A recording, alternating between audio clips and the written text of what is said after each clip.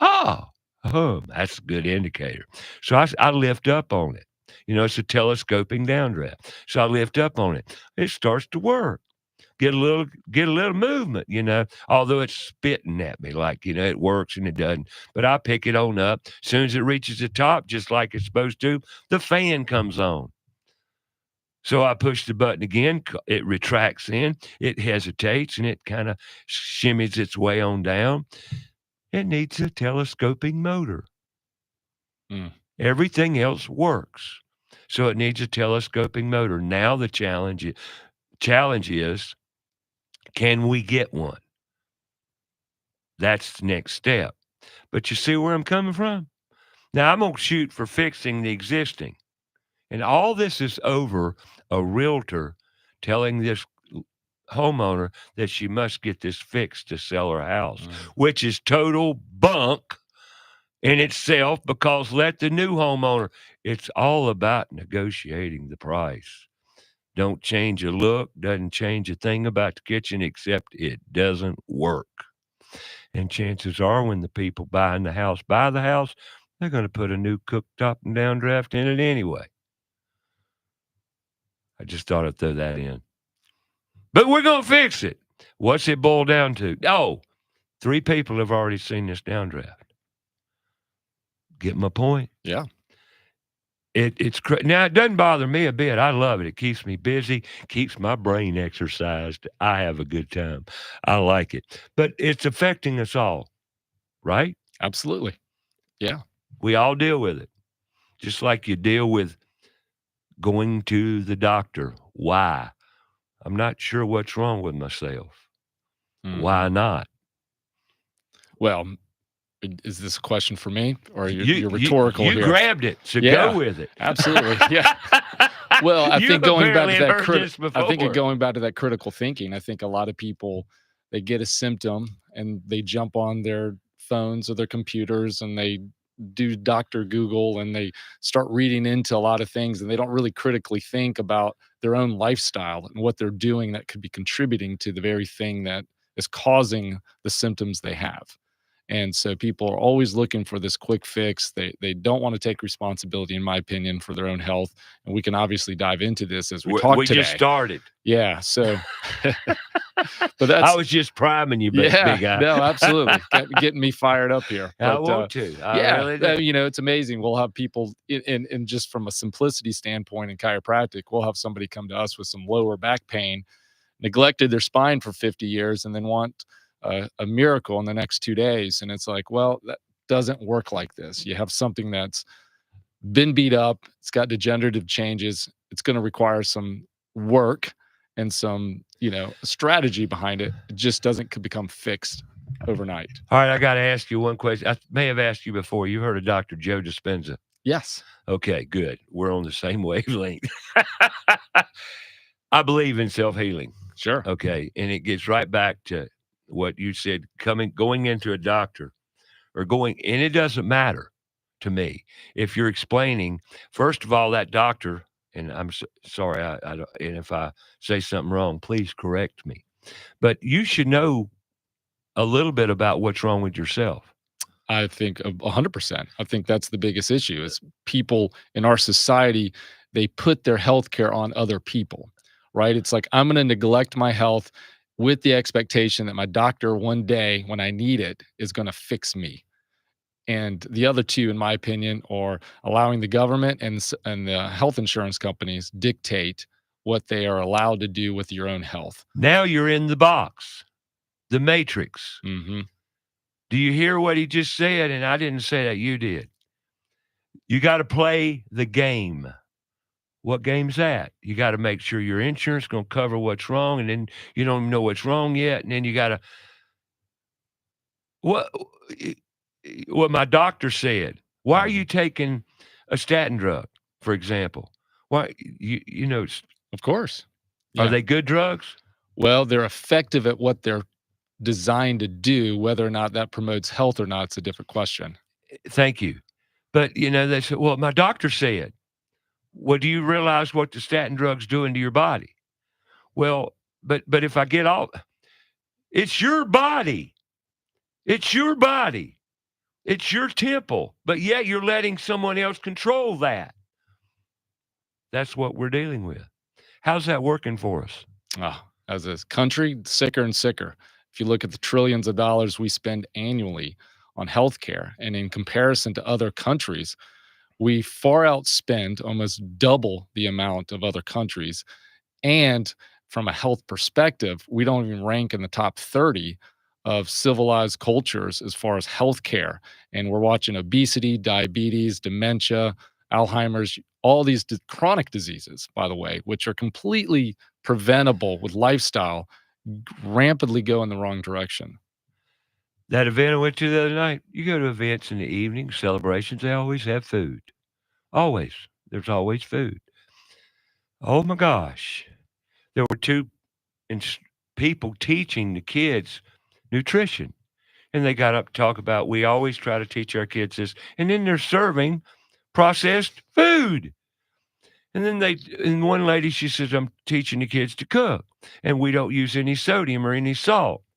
And I said, but yet she poured a package of prepared mix in a noodle pasta mix and I'm saying, that's full of sodium. Yep. Well, just look at our hospitals. What kind of food are they serving in those?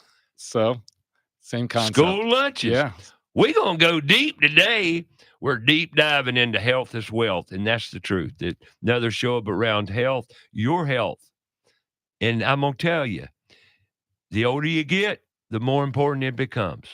If you want to stay healthy, pay attention. Come on back. About Your House. Dr. Tunis Hunt on the show today. We're going to talk about health is wealth, what you need to know. And you can give us a call today if you have any questions around anything. Let's shoot. Hey, test us. We'll go with it. 704-227-8986. We'll be right back.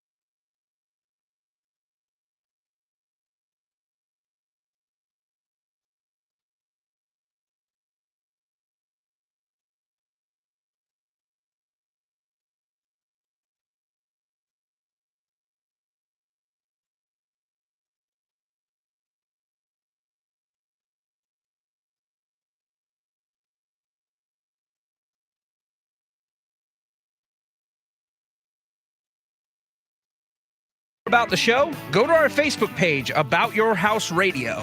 We'll be right back after a word from our sponsor. Carolina Foundation Solutions is a family-owned and operated company and a licensed general contractor in North and South Carolina, providing foundation solutions from the mountains to the sandy shores of the coast.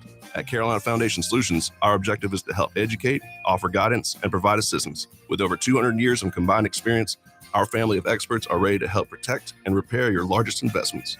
If you have a problem, we have a solution. Call 877-883-4626 or online, carolinafoundationsolutions.com.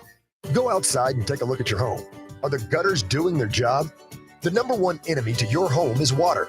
Most homes are built with small, inadequate gutters and small downspouts. ABS Insulating has a division of the company that does nothing but gutter services. All gutter services: cleaning, maintaining, repair, new downspouts, replacement, and new gutters with many types available. They're a leader when it comes to gutter protection. Call ABS Insulating today, 704-821-4343 or absinsulating.com. Owens Chimney Systems is known for all professional chimney services since 1989, including chimney cleaning, recommended annually, chimney evaluations and inspections, any and all chimney repairs and restorations, gas fireplace and gas fire log service, furnace cleaning, cleaning out one of the most overlooked appliances in the home. Get it done right the first time. That's Owens Chimney Systems at 704-554-9595. Or you can visit us online at owenschimneysystems.com. Have a comment or question for the show? Call us 704-227-8986. That's 704-227-8986. Now, back to the show.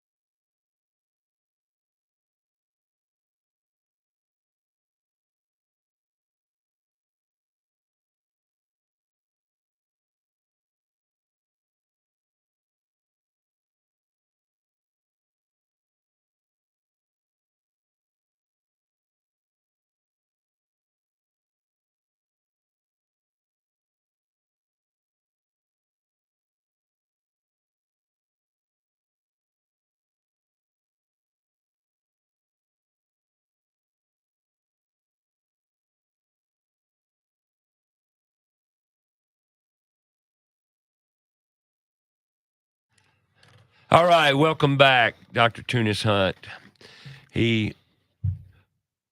Tell me about you. Where are you from?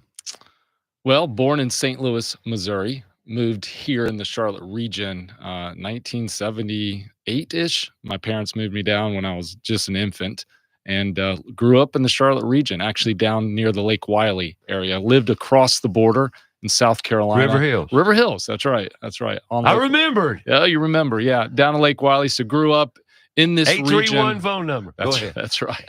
831. Good old I remember 831. numbers. Yeah. When it comes to names, forget that, but I'll remember a number. Right. It was back in the era when you had to remember phone numbers. Right. Today, you don't have to do that anymore. We were talking about critical thinking a minute ago.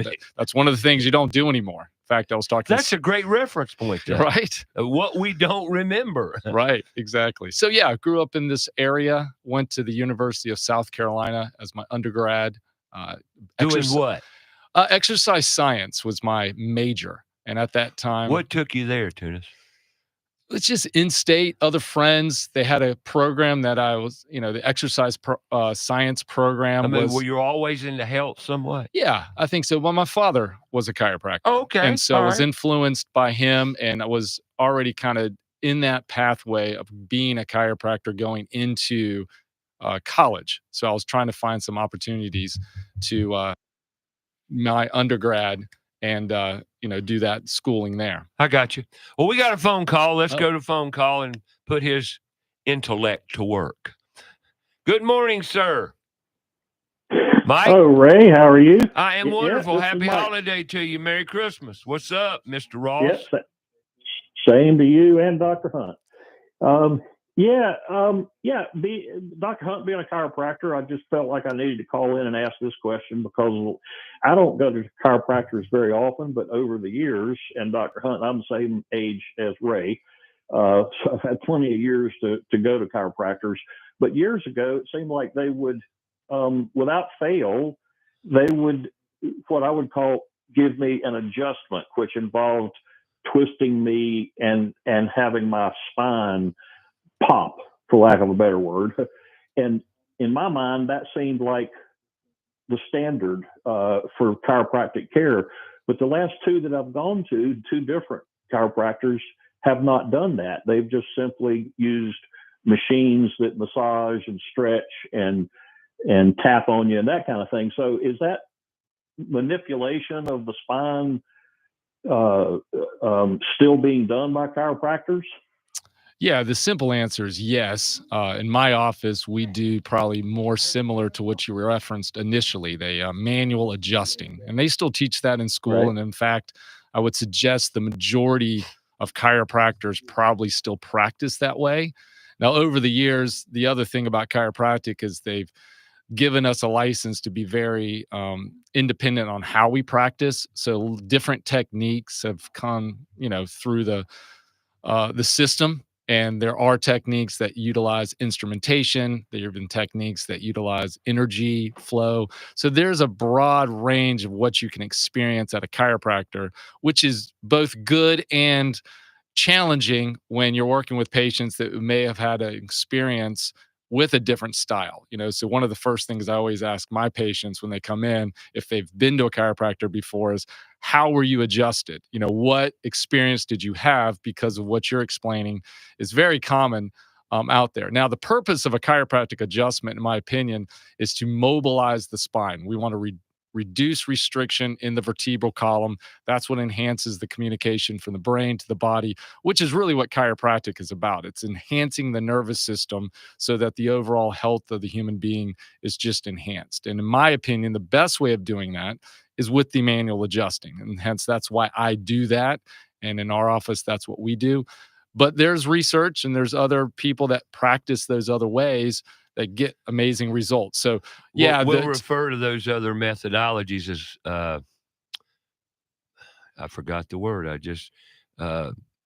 Modalities. Yeah, different modalities. Correct. Because I've heard that word used in chiropractor, because I was involved with a bunch of that arena for about 3 or 4 years, and their modalities. Well, in my mind, those other methods that I referred to seem to be less risky, I guess, for lack of a better word, because the bone popping seemed like maybe there's some risk there. So am I off base there in saying that the manual manipulation is a higher risk than the other types? Yeah, I would suggest that overall, yes, that's an inaccurate position to have. The idea of a well-trained chiropractor doing a manual adjustment is very safe. I mean, in fact, our malpractice insurance is pennies on the dollar in comparison to our medical counterparts because the risk is so low of any adverse reaction happening as a result of a manual adjustment. Now, part of the marketing of those other modalities is just that, and they want you to believe that, but there's really no money. Yeah, there's really no scientific proof that that's the reality of it. But and it comes down to preference, right? We have patients in our office that prefer not to have the manual adjustment, and so therefore we can offer the less invasive, I guess if you want to call it that, style. And some people prefer that, and that's okay. Yeah, and then this was not a question I had until just now, but I have a 13-year-old granddaughter who will demonstrate to me that she'll grab her head and twist it, and I can hear the bones pop in her neck, and she likes to show me that. Not every day, but every now and then she'll just grab her head and give herself an adjustment, and I say, that's crazy. Is that dangerous for her to do that, do you think? Well, yes. So the popping and clicking people here, whether it's chiropractors doing an adjustment or you as an individual is quote unquote popping your knuckles or ankles or toes or even neck, that's gas getting released in the joint. So that's really what you're hearing. Now, if you're just doing range of motion, regular standard range of motion, and you hear popping and clicking, usually that's not a sign of anything dangerous or you're not worried about that. Now, if an individual like your granddaughter's grabbing their neck and turning it with force and eliciting that pop, I would suggest that the line of drive is inaccurate and she is probably putting herself at more risk of just joint deterioration down the road. I don't think she's going to break her own neck or give herself a stroke or anything like that. But what she's also displaying, in my opinion, is that she notices misalignment in her own neck. She's noticing that pressure point of the pop, the need to release it, and then therefore it becomes a habit to do it on your own. So I would suggest that she probably really needs an actual chiropractor to address her misalignment and adjust it properly. And so you can't really, in my opinion, adjust yourself because of the way the line of drive works. So I couldn't adjust myself. I'd have to get another chiropractor to properly align it. But people will do that, and I have patients do that all the time, tell me that they do that to their own necks. And in my experience, I find that they do it less and less once they're getting properly adjusted because now that pressure. But they're learning too your side of it from a an educated point of view versus them, but yet they're in touch with it, which is a good thing. Right. It refers to exactly what we said earlier, that everyone should be in touch with what's wrong with their own bodies. After all, the doctor doesn't know anything until you tell him and communicate with him and let him know. Yeah. Well, I had a second question that is a little off topic, perhaps, but Ray, you said going into the break, like throw out any question. And so here it is. My wife has lower back pain and has had for years. She's tried chiropractic and it hasn't had much benefit. We're thinking acupuncture. What is your feeling about I'm glad you brought it up. For lower back pain? Yeah, I mean, acupuncture has been proven to be very beneficial for those suffering with discomfort, whether it's in the low back, whether it's headaches, whether it's just sinus issues. There's a lot that can be that can be improved upon with acupuncture. And to your point, maybe the answer to your wife's back pain is not just solely chiropractic. I would suggest that chiropractic adjustments would be a benefit to her in some way, shape, or form, maybe just not the complete package. She might need some additional things. Right.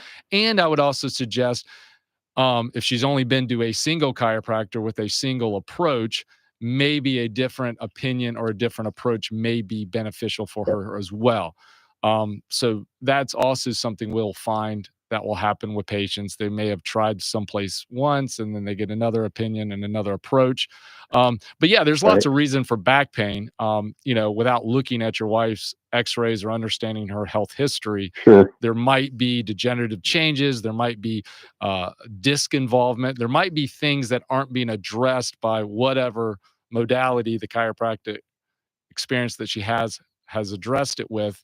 Who knows? But things like massage, things like acupuncture, things like just a low inflammatory diet, those are other factors that can also be used to help You just heal. said the key word there. Another key word is diet. Yeah. Yeah. Inflammation. Yeah. Systemic inflammation. People don't realize that sometimes the very things that they're eating can play a role in their healing process. Mm-hmm. Yep. All right. Well, look, Ray and Dr. Hunt, I appreciate it. I know you're probably coming up to a break, so I appreciate your time, and you've helped me a lot. So thank you, Mr. Ross. Have a happy Christmas. Holiday, big guy. Enjoy the season for which it is. Yeah, all right. Thank you, Ray. Thank you, Mike. Take care. Bye-bye. And he's out. Some of you just hit on it, diet. Well, another thing, too, is it's not all associated with your structure sometimes, your bones. It's not always, it could be, talk about that a minute. People come in with stress overload, diet, terrible diets, lifestyle, terrible. Yeah, I mean, that's really what we find in today's world. When chiropractic was first discovered in the late 1800s, at that point, the diet of most Americans were ideal. They were eating, whole foods off the farms, and there wasn't a lot of the processed stuff. The stress level was a little bit lower as far as being bombarded by 24-hour news cycles and everything else that we deal with in today's fast-paced world. So really at that time, the structure of the spine, if that was misaligned or a problem, just addressing that would make these individuals improve tremendously. And that's what gained a lot of popularity with chiropractic initially, is people were getting these amazing results. Well, you fast forward 150 years, and now we're dealing with all types of other things that, yes, there's structural issues still going on, but if you're only addressing that and ignoring all the other aspects, then you're going to continuously see these people suffer. And I see that all the time. We'll have patients come in and say, "Doc, why I'm not getting better?" Well, if you evaluate their diet, you evaluate their stress level, you evaluate some of the other things they're dealing with, it's no wonder they're not improving overnight. It's because they're still dealing with all these other things. And we highly recommend, when we work with individuals, that things like the diet, low inflammatory diet, and some of the stress reduction things, and even better quality sleep, are all going to be necessary to see the benefits they're looking for. When a patient comes in, how much time do you talk with them, if you don't mind me asking? Well, honestly, as much as I need to understand the problem. And I know That's a that's great like, answer. yeah, I mean, that's really the reality. Some people need more time, some But people don't need they less time. normally tell you what's wrong if you just talk to them? Well, of course, of course. Well, I think, and in my profession, a it's lot of called communication. it is folks. called communication. And I will say this: a lot of times people think they know what's wrong with them, and I have to kind of help them understand the underlying root cause. Right. Gotcha. I hear you loud and clear. But we went to the modality, down the modality road.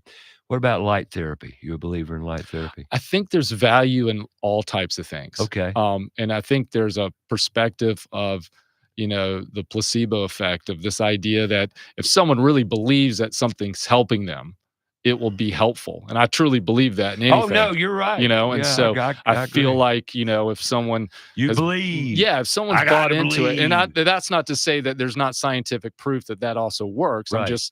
I think if a chiropractor or any physician believes in what they're doing, and that patient also believes in that therapy and the efficacy and it's going to work, then 9 out of 10 times people will probably see a benefit. And the same is true if they don't believe it's true. They're probably never going to get better. And that zeroes in on something I absolutely believe. We're capable of healing our own bodies. Well, 100%. And that's really where chiropractic comes along. And we try to preach that. It's like you're given this brain that communicates to the rest of the body, and everything's controlled by that brain. The cells and the tissues produce hormones and other cells. Everything, right? Everything's controlled. And that communication in the body is vital for that innate intelligence to work and to heal. And what we do as chiropractors is we evaluate the structural component of the vertebral column that houses that spinal pathway. And due to stress and posture and the way we sit over time, or heaven forbid, car accidents or football injuries, or you name all these other things that can occur, that spinal breakdown, the vertebral column breakdown, is what creates this interference with that communication. And it's that interference that disrupts the cellular makeup, which creates disease and all these other things that can happen. So we as chiropractors just simply say, listen, it's worth getting that spine checked, because if one of those underlying things are there and you're not addressing it, well, you could be missing out on the optimal health that you could be experiencing had that been, addressed. And we're not saying we're going to give an adjustment and all your problems are going to go away. And a chiropractor that preaches that, in my opinion, is a quack, and I hate to use that term because we get that told us all the time. Well, let's talk about quackery in the chiropractic, realm, because you hear a lot of people, I won't go to a chiropractor because they don't know. Well, the one thing I've learned about some chiropractors out there, they're much more into it than MDs sometimes, because MDs are they're restricted. You can't go outside the lane. Yeah, if you go, especially after COVID. Now I'm not saying, are you any different from that? I mean, no. Well, I mean, we have a licensing board in the state of North Carolina that gives us guidelines of what we can and cannot do from a chiropractic perspective, but it's pretty open to interpretation as far as technique and how you want to live life and what you can say and how you can promote health. But to your point, yes, unfortunately, most medical doctors find themselves in a system that really dictates how much time they can spend with somebody, the idea of diagnosis and and medication use. And there's some guidelines that they find themselves a little bit more restricted in. And this is just, they're in the box. They're in the box. Yeah. And I have lots of medical doctor friends. And when we have a chance to talk and sit down, that's their biggest frustration. It's their inability to help people the way they really want to help them. Well, I've because talked of these to paradigms. Dr. Benton here on the show, and Benton's integrative medicine. And my gosh, what that woman's been through, but she's a fighter. And you've got to be a fighter for your patients. Yeah. Because everything you're hearing is not true. Well, I mean, I think everything you see on TV. Matter of fact, I'm not talking for you. This is right there talking. Okay. I'm sick of pharmaceutical commercials. I'm sick of them. And I know you must be watching TV. I don't watch TV a lot for that reason. Yeah, any advertisement really. But to your point, yeah, the pharmaceutical, and we're really one of the only 2 countries in the world that allow that. I know. All in the name of money. Well, 100%. And And at the end control. of the day, when you look at any protocol or anything that they're promoting through news outlets, you really have to chase the money. You have to really find who is funding this, who is sourcing this. Is it really about your health as an individual? Is it really about the health of the nation? Or is it actually promoting more use of a product that's making shareholders rich and so forth? And I'm all for capitalism. And I think people should make money and people should be able to sell things and all that kind of stuff. Absolutely. Safely.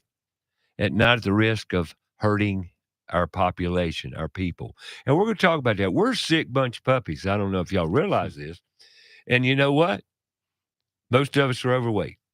Obesity is a tremendous problem. Now, if you've got 10, 20, 30 pounds that you don't need, you think that's hurting your frame, your structure? You think it is? We're going to talk about it. We got Dr. Tunis Hunt, chiropractor, in the house today. Health is wealth, and if you don't use it, you will lose it. And sitting on your butt watching a screen is not using it. And that's a big problem. We're going to talk about, we're not talking about things that are very pleasant because we don't live in a very pleasant era of health. And that's what we're talking about here. We love you. We care about you. We really do. And all we want to do is put the information out there. What you do with it, hey, that's on you. But I would highly recommend you do resource. And if we upset your brain a little bit and make you ponder and say, that makes sense, well, then do something about it. It's your health we're talking about. It's your life. It's your happiness. When you're sick, are you happy? No. Let's be happy. Come on back. We'll talk about it right here on About Your House on Fox Sports Charlotte. Download the free app. Tell your neighbors. We're on YouTube Live, About Your House Radio Facebook page. We're Facebook Live right now. How y'all doing? Got Tunis Hunt in the house. Come on back. We'll talk.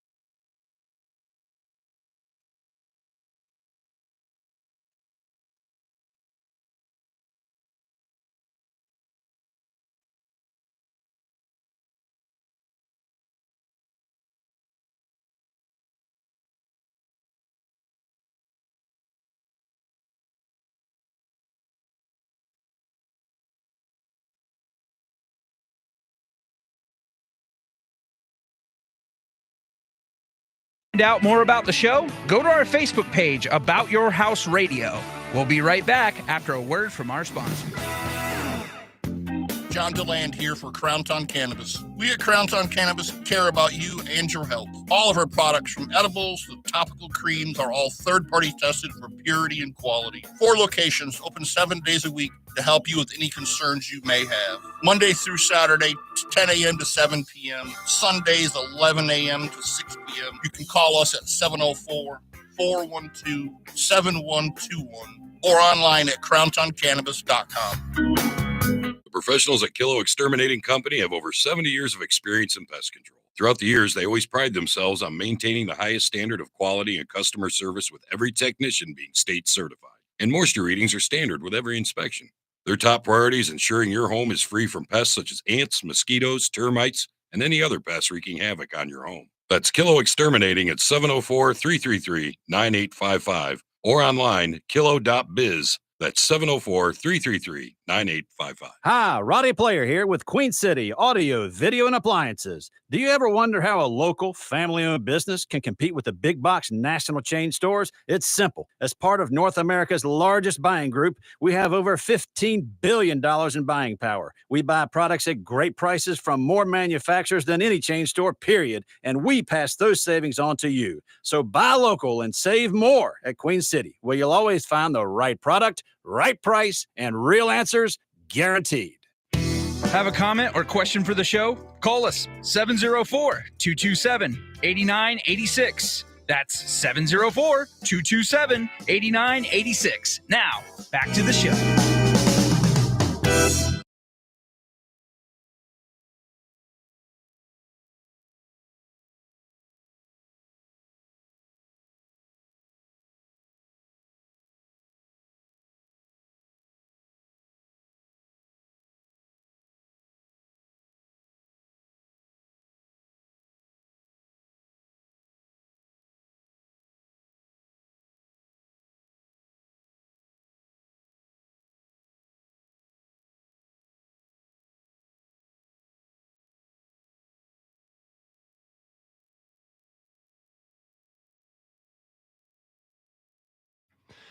Merry Christmas, folks. Welcome back. About Your House right here on Fox Sports Charlotte. Dr. Tunis Hunt's in the house talking, well, health is wealth edition of About Your House. Because let's face it, when we're sick, life's not very good, but how do you not be sick? Go to the doctor and find out what's wrong. Well, I've said many, many years now, well, we all need to know what's wrong with our own selves, with our own bodies prior going to the doctor, because he's not going to know anything unless you tell him. You walk in there and say, what's wrong with me, doc? What, you don't know? But everybody wants you to tell them, don't they? Sure they do. Well, a lot of people will, like I mentioned, Dr. Google earlier, Yeah. You have the other perspective. You have now patients going in because of those pharmaceutical commercials, because of their friends on this and that and social media. A lot of times doctors are actually pressured to prescribe or to do something based on a patient's request. They come in the door saying, doc, I have this. I looked up this. I want this. And then the doctor is a lot of times pigeonholed to, appease that patient, because if they don't follow suit, that patient will go find another doctor who will follow suit. It's called marketing in America. That's too. right. A lot to do That's with why it. they do it, though, right? I mean, that is Right. why the pharmaceutical companies do the commercials, is they want you walking in the door demanding the solution that they've been told on that commercial. Here's what, and I want to go here. Before the break, I talked about overweight. Folks, we are out of control fat. And it ranges. I'm sorry. But that right there is causing us tremendous health issues. Why are we so overweight? Why are we, now, does weight affect your health? Of 100%. I mean, most disease that we fight in America today is due to chronic disease, lifestyle-based disease. I mean, we're not really fighting these viruses or bacterial things that are really wiping out anybody. The majority of hospital systems are overwhelmed by chronic disease that if you can link back to lifestyle. And a lot of that component has to do with obesity and being overweight and the burden that puts on the body. And most of it, well, let's talk about our education process. You send your kids to school, they go in a classroom, they sit down. They've almost done away with recess and all physical activities, almost out of schools completely. Well, that is top priority to health. Yeah, moving, motion, activity is, as a species, we were meant to move and hunt and move around, and we just don't do that in a society today. Before the show, we were talking, and we said what? Health is what? Real simple. Yes, yeah. I think people overcomplicate it. See, and what we just said is common sense 101. One of the reasons we are overweight and unhealthy is because we are taught to sit down, behave, be quiet, do what you're told, and learn out of this book. Yeah. And then let's go to the cafeteria and eat that trash they're feeding us. And don't forget about all the soft drink and sugar we're giving our kids. They're priming you. They're making you unhealthy. Why? Because you're a customer. Now, and we talk not a lot about this, but we talk a great deal about it. But man, and you don't need, help me here, sir, you don't need 3 meals every day. Correct. And what the simplistic nature of who we are, we're animals. We're animals. Squirrels don't get up and go eat breakfast. They eat when they can find food. That's the way we are, really. But we've been taught we got to have a breakfast, we got to have a lunch, we got to have a dinner. And snacks between. Oh, yeah, don't forget the snacks. Yeah. You don't need snacks, but I want them. Then be overweight. Yeah, and it's, there's nothing wrong with having 3 meals, and there's nothing wrong with snacking. I think the quality of the food is more important. That's, of course. But that's what's missing. Well, and the problem is when you don't eat quality food or food filled with the nutrients, the vitamins, the minerals the body needs, you have this desire to eat more because what you're eating isn't actually fulfilling the nutritional needs that your body wants or requires. So you're designed to eat more. In fact, these products, they're very scientifically complicated. I mean, they have whole divisions in these food industries that are designed to make these foods as addictive and as taste flavorful as possible. And I've had many patients and other individuals come up to me telling me that are part of this industry that is exactly the truth, that their sole purpose is how do I make this chip or whatever product as addictive as possible so that you can't just eat one, that you want to eat more, that it's not only something you can eat a lot of, but more importantly, because it doesn't satiate an actual nutritional need, you're going to want more of it sooner because your body's still looking for the nutrients it needed, even though you just piled in a bunch of substance, it didn't do anything from a nutritional value. So that is really what's driving this obesity epidemic is we're just overeating this empty calorie, if you call it that. Worthless food. Yeah. And junk, that's part of the 3 meals a day. Well, I've got to eat something for breakfast.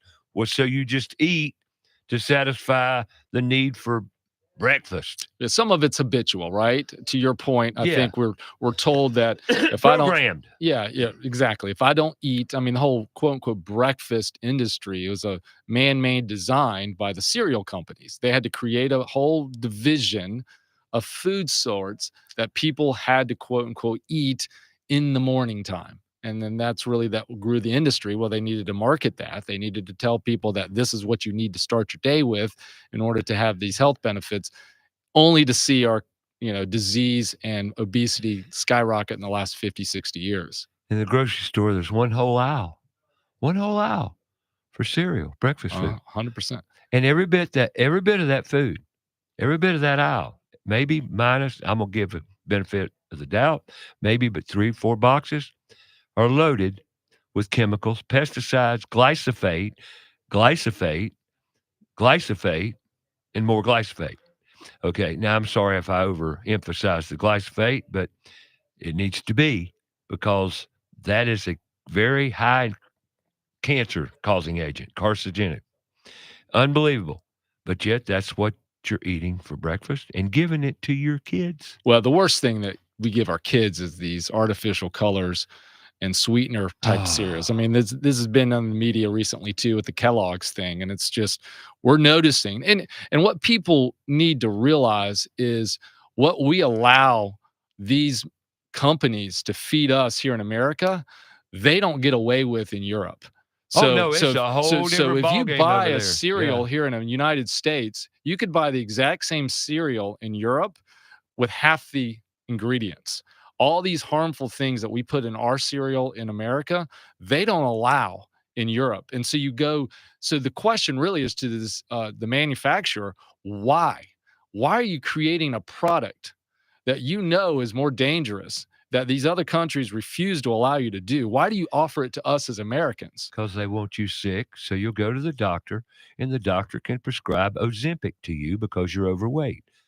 Do you know about Ozempic? Of course. Can we talk a little bit about Ozempic? Sure. I've heard once you go on that, I don't know because I haven't done the research because I'm totally against pharmaceuticals anyway. Now, I know there's some pharmaceuticals out there that are great and very beneficial for life. I get that. But on a scale, they're very few. Okay. But here we got Ozempic. It's an injection, I understand. Yeah. I mean, there's different ways of delivery, but yeah, so I can't speak to the molecular makeup of Ozempic and all the physiological, response in the body. But I think we're seeing more and more people, because it's been out there long enough, starting to see on the back end that maybe it wasn't this miracle thing that they expected it to be in a long-term basis. Right. And I think we're going to see some chronic issues, but it really feeds back into the root cause, which is people want a quick fix. Yeah. They want to take the response. You fat to sell you a quick fix. Right. That's exactly what's happened. And and everybody just got them. Let's reel them puppies in. Yeah. And listen, to your point, I think there's a time and place for medicine. And if someone who is chronically obese and really in a dangerous way, the blood sugars are wrong and they're high risk for cardiovascular disease and all these ticking time bombs. If someone wants to go on Ozempic or another medication to kind of get them jump started and to move them in that direction, then that may be a good use of that initially.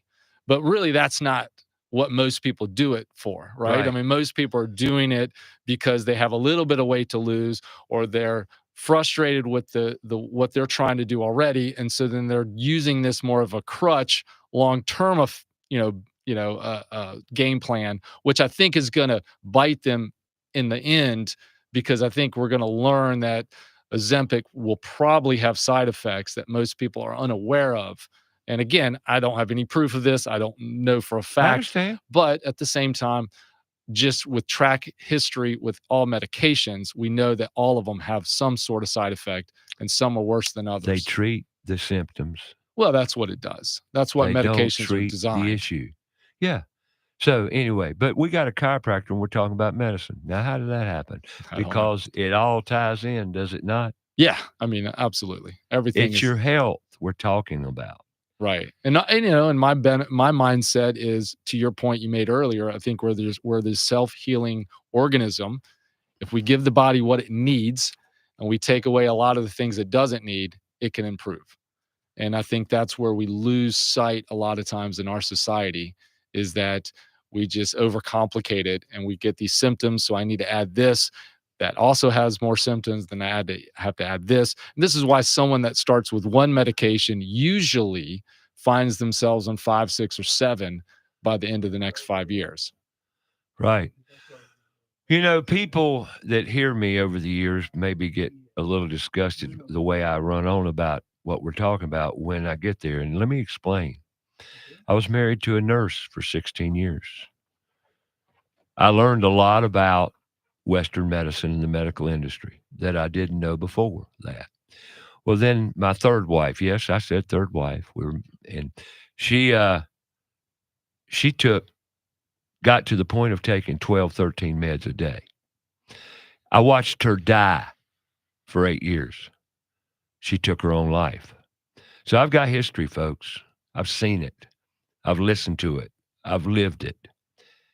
And all I'm doing is giving you information. Doesn't make me right. I'm not a doctor by no means. By no means. But I got a brain and I got great sense. God gave it to me. Let's use it. We all got the same stuff. But if we don't exercise what we've got, it goes away. Have faith, folks. Persevere. Use your own intelligence to do the right thing. It's there, I promise.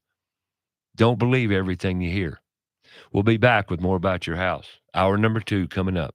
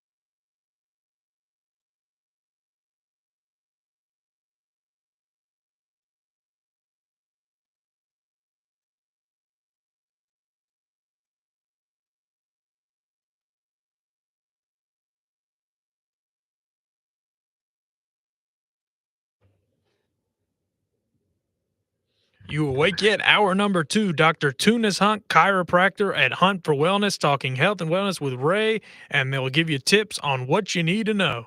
About Your House is brought to you in part by PutToolsInSchools.org, connecting students to tools of the trades and raising awareness of the many career pathways.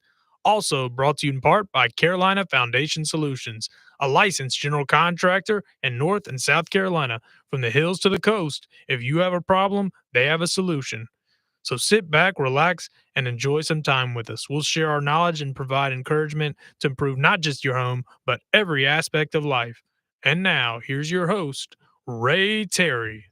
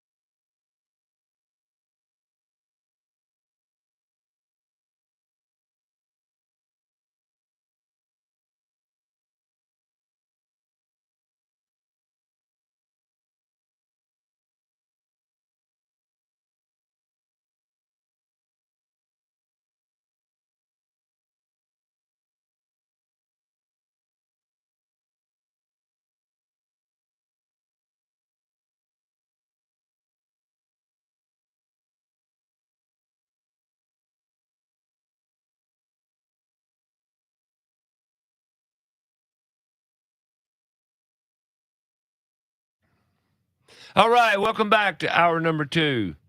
Got Dr. Tunis Hunt in the house. Hunt for Wellness, name of his practice. On a personal note, real quick, or well, go real slow. I don't care. How long you been practicing in Charlotte?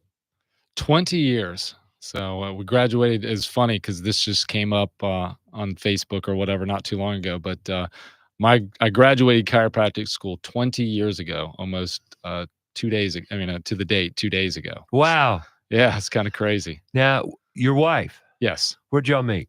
There, chiropractic school. Well, she was from Florida. She was a massage therapist originally. Had a passion for chiropractic, but between college and chiropractic school, became a massage therapist. She went to the school. We both went to a school in St. Louis, Missouri region, actually Chesterfield, Missouri, called Logan at the time, called Logan College of Chiropractic. And she went there because the chiropractor that influenced her life went there. And then I mentioned my father was a chiropractor, and he went to the same school. So even though I was in North Carolina, she was in Florida. We both were drawn to this school in St. Louis region, and that's where we met. Cool. Got married. Obviously, we got married our last kind of year of chiropractic school. It was one of those, like, as we were finishing up, got married, and then had like one other trimester. It was kind of broken down like that. Did y'all always practice together? We have. Yeah. Always, really? We always have. So yeah, that's amazing. It's been amazing. It's been great. You're a lucky man. We are. I am. Yes. It's a we thing. And the thing is, over the years, the dynamic has looked different. We've been blessed with 2 amazing children. So when she was pregnant, and then the early years of our children's, upbringing, she stayed at home. So I was able to go that. And then speaking of that, today is my daughter Karis's 18th birthday. Oh, happy birthday. So happy birthday, Karis. And ironically, it's also my mother's birthday. So happy birthday, Mom. And Karis, I love you. Happy birthday to all of you. Yeah, absolutely. Looking forward to 18th birthday. 18 years ago, became a father. And so it's wild. It's been a wild ride. Well, this is a great day. It is a great day. Day for celebration. That's right. Right around Christmas to boot. Wow, that's right. So yeah, we've been in practice together, our own private practice. My father, as I mentioned, was a chiropractor. He practiced as well in the same building for many years and then retired. But we're not there. She's not there as often as I am. We have some different hours, and that gives us some flexibility. Flexibility to do a few other things. We obviously still have 2 active teenagers, so we like to be part of their lives and what they're able to do. And this profession has allowed us to really have that balance of being able to go in and do things with patients, but at the same time have a nice home life as well. You got a good patient base, I take it, Oh after man, 20 years. golly. And then my father, he would practice 45 years in the Charlotte region. And so some of those patients, I actually have a patient that still comes to us today. She was one of his first patients in 1978. And she's still a patient today. Can you believe that? That's amazing. That's a years and years. Now there was a little bit of gap. She did move away and then came back, but still, we have lots of patients still that back from the 80s and so forth that have been part of our practice and just have entrusted us. And at this stage of the game, we're actually seeing children of previous patients and grandchildren as the generations have grown. But it's been a great profession to be part of. That's awesome. That's good to hear. 20 years. 20 years, me personally, as a chiropractor. That's great. And I know a lot of things have changed. Oh, gosh. Yeah. A lot has and a lot hasn't. I mean, when we talked about over complicating things. I mean, at the end of the day, it's all simple. It really comes back down to basics. Really what the basics are. The human body is still the human body it was 100, 200 years ago. It still needs the same things. We just have overcomplicated it. One thing connected with my religion or spirituality, you call it what you want, but God created a great thing in human beings. He gave you everything, and this is my philosophy. I share it because it's so true, and you can give me your 2 cents. We're given a perfect body. Yeah. Everything we need is right here, and I believe we should leave it alone. All this medication we put in our body, it's only doing harm. Because the more sterile you might say we are, the healthier we are. And it's all with us upon birth if we just let it alone. But no, if we leave it alone, you're not a customer. And that's what's happened in America. That's the way I see it. Because I've known a lot of doctors in all different spectrums of medical, and I've lived 73 years, thank God. I'm very blessed with health, and I hope it maintains. I can tell a little something here and there because I am aging. But I have to say, without my health, I wouldn't be a happy boy. Oh, yeah. Health is absolutely the best thing you can have. But we're not healthy. Not as a whole. You're right. And and it bothers me for you because look at the pictures prior to 1900.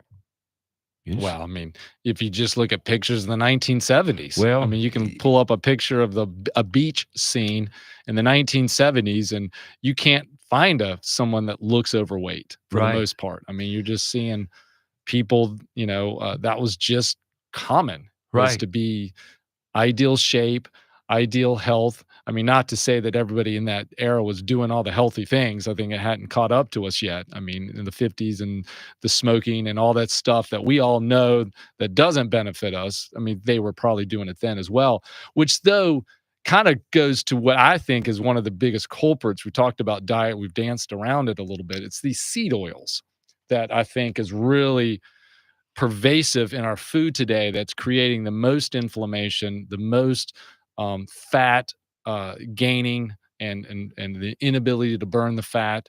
And we're seeing this chronic disease as a result of these processed foods that are just infused with the seed oil that is not metabolically What's seed appropriate. oil? Let's explain what seed oil. Another way of saying it is vegetable oil. It's these oils that are totally processed, completely created by mechanical or chemicals, production. That's not natural. They take these seeds of these plants and they press them or they use chemical irritants to extract it. And they create this organic thing, if you will, that our body can't actually use, but they use it because it's cheap and subsidized and it provides stability for shelf life. And so as a manufacturer, of course, you're going to use it because A, the profit margin's higher, and B, the sustainability is higher, so you can keep it on a shelf longer, but it does nothing for you. Now, where do we have processed oils? Every fast food place, most restaurants. I was going to say most restaurants. Period. Most restaurants, probably 95% of all restaurants, if you go buy chicken tenders, French fries, anything fried, you're getting seed oil. Yep. I mean, and also you got to look at your baked goods, your cookies and your crackers and your pretzels and anything. Carbs. Well, yeah, carbs can be part of it. I mean, obviously you can have carbohydrates. I mean, vegetables are carbohydrate or a fruit. Well, can yes, be, exactly. So there's other ways of doing it without the seed oil, but that is the most pervasive thing. And not that you can't have a little bit or be exposed to small amounts, but if you look at the standard American diet, majority of the food that they're eating contains this type of oil. And these are things like canola oil and peanut oil and safflower oil and sun oil. These are things that are being created. They use this term vegetable oil to make people think that vegetable is part of it. It's the furthest thing from an actual vegetable. And that's really it makes people a little confused. Deceptive, just a little bit. Just a little bit. It's like Talon. Well, they downplayed Talon back in the day, but said it was terrible for us. Are you talking about like tallow? Tallow, I'm sorry. Yeah. Wrong pronunciation, tallow. Yeah. It was bad for you. Well, in fact, not bad for you at all. No, in fact, the body utilizes that much more efficiently and effectively than these other oils when it comes to putting the right nutrient into the cell membrane and allowing the body to function at a high level. Olive oil is a good one.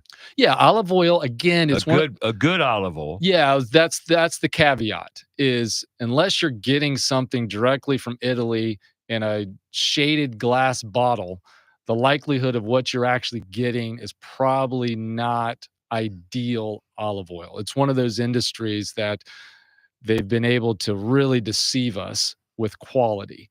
And yes, olive oil in its natural form can be a benefit. Tremendous benefit, absolutely. But be careful of where you're buying it and how you're buying it. Most individuals who are buying it aren't getting probably ideal. And then what they also do, and what we now understand about the chemical makeup of olive oil, is it doesn't do well with a lot of heat. So if you're cooking with olive oil, you're actually probably not getting the benefit that you think you're getting it. If you want to dip bread or put olive oil on a vegetable, in its natural form, yes. But when you start to heat it up, and certainly if you high heat, you're breaking down the nutrients. You're probably not getting the best. But you're still getting a better oil than you are the seed oils. Correct, but I guess what I'm suggesting is if you're gonna make the step to do a better cooking oil, like let's say you're gonna choose a better cooking oil and have an intentionality for it, I would suggest like coconut oil or tallow or even good old butter will actually provide you a better base for that than the olive oil when it comes to cooking, right? And certainly better than the things like canola oil or some of these other oils that we know have no benefit. Bingo. And all of it goes straight to fat. Yeah. Well, I mean, fat's not bad. I mean, that's the biggest deception I think we've had in our dietary paradigm is this war on fat. We've had a war on fat for 50 years, yet we're fatter than we've ever been. And so obviously we're not fighting the right thing. And if you go back to really the precipice of it was Ansel Keys, he came around and said that all this cardiovascular concern was due to, too much saturated fat, too much fat, too much fat, too much fat. Well, if you really kind of look into his research and really kind of look behind the hood, if you will, it was erroneous that he said that. He was A, paid off by the sugar industry to say it, and then B, there's really no data that actually showed that high amounts of eating quality fat actually led to cardiovascular disease or even obesity. And so when people look for low fat, no fat, whatever, I think they're actually really going in the wrong direction and they're getting fatter and fatter versus those that actually eat healthy fat because it's satiating. It actually is what your body needs. And then you actually lose fat and burn fat. Eating fat's not the problem. It's your inability to burn fat. That's the problem. And that's a whole nother problem than it's called exercising and moving. Well, it's that and hormones. We talked about, hormones and your body's ability to break down what you're eating for energy. Like environmental toxins. That's one of them. Microplastics have come on board strong. They disrupt hormonal. Absolutely. Hormonal process, and that ain't good. No, not at all. And a lot of that's going on. Absolutely. Environmental toxins, and we threw that in that bucket, okay? Now, what's environmental toxins mean? Well, you want to talk a little bit about that one? Sure. I mean, it was everything from the sprays that we're doing on our produce to these chemicals we're spraying on things like mattresses to make them fire retardant, and all these other things plastics that we drink out of, air fresheners that we smell all day, deodorants, anything out there that we are man-making that you're not going to find organically in nature can potentially be a sort of toxin that our body has to deal with. I read one the other day, and it got me thinking. Microfiber blankets. You wouldn't think it's that being a problem, would you? Full of plastic. All it is plastic. Yeah. Microfiber blankets. Those fuzzy ones. Yeah. Really feel good. They feel so fuzzy. They feel good, and just full of plastic. All they are is plastic. And do we get them? Do we get that plastic in our body? Yep, you sure do. That's what we're dealing with in our culture today. Whether you like what we're saying or not, and you don't even have to believe it. But look around you. Give it some thought. Ponder it a little bit. Everything we're telling you, flat out facts, folks, and you need to understand it. And that's why we are the way we are. What are we going to do about it? Well, first of all, you got to identify the problem. Right, Doc? That's right. That's what you do, isn't it? That's part of what we do. Absolutely. That's part of what you do. All right, we're going to take a break here. Dr. Tunis Hunt's in the house. Hunt for Wellness. Chiropractic. What's that all about? We'll talk more about the bones, the structure, and what difference it makes. Come on back right here on About Your House on Fox Sports Charlotte.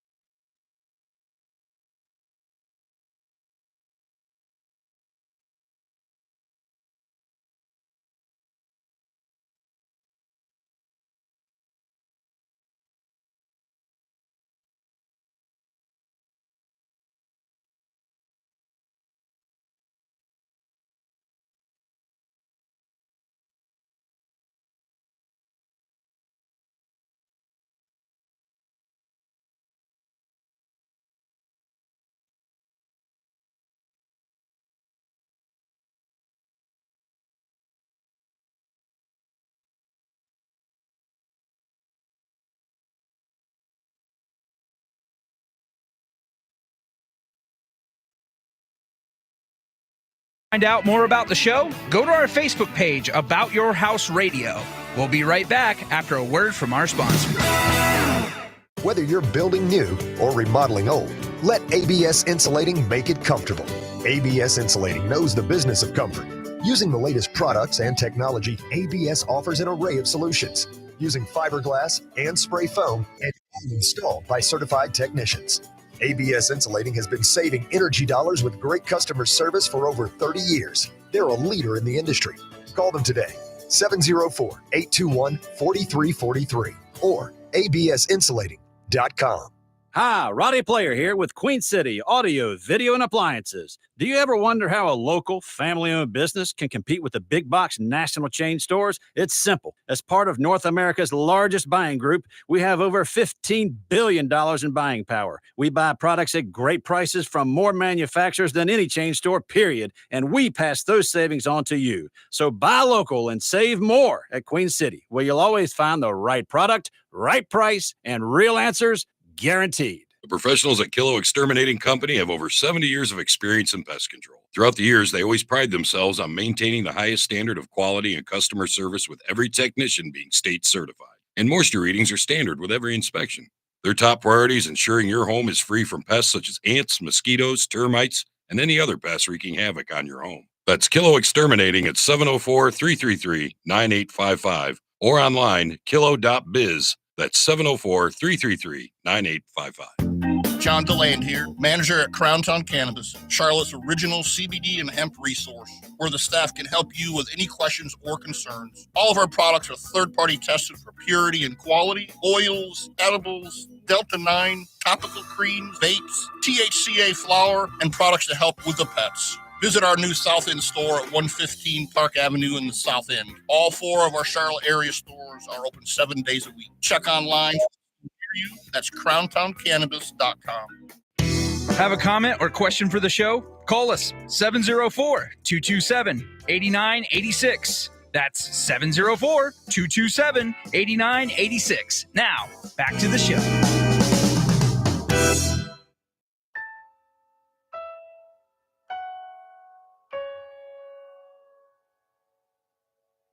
Bells will be ringing, this sad, sad news.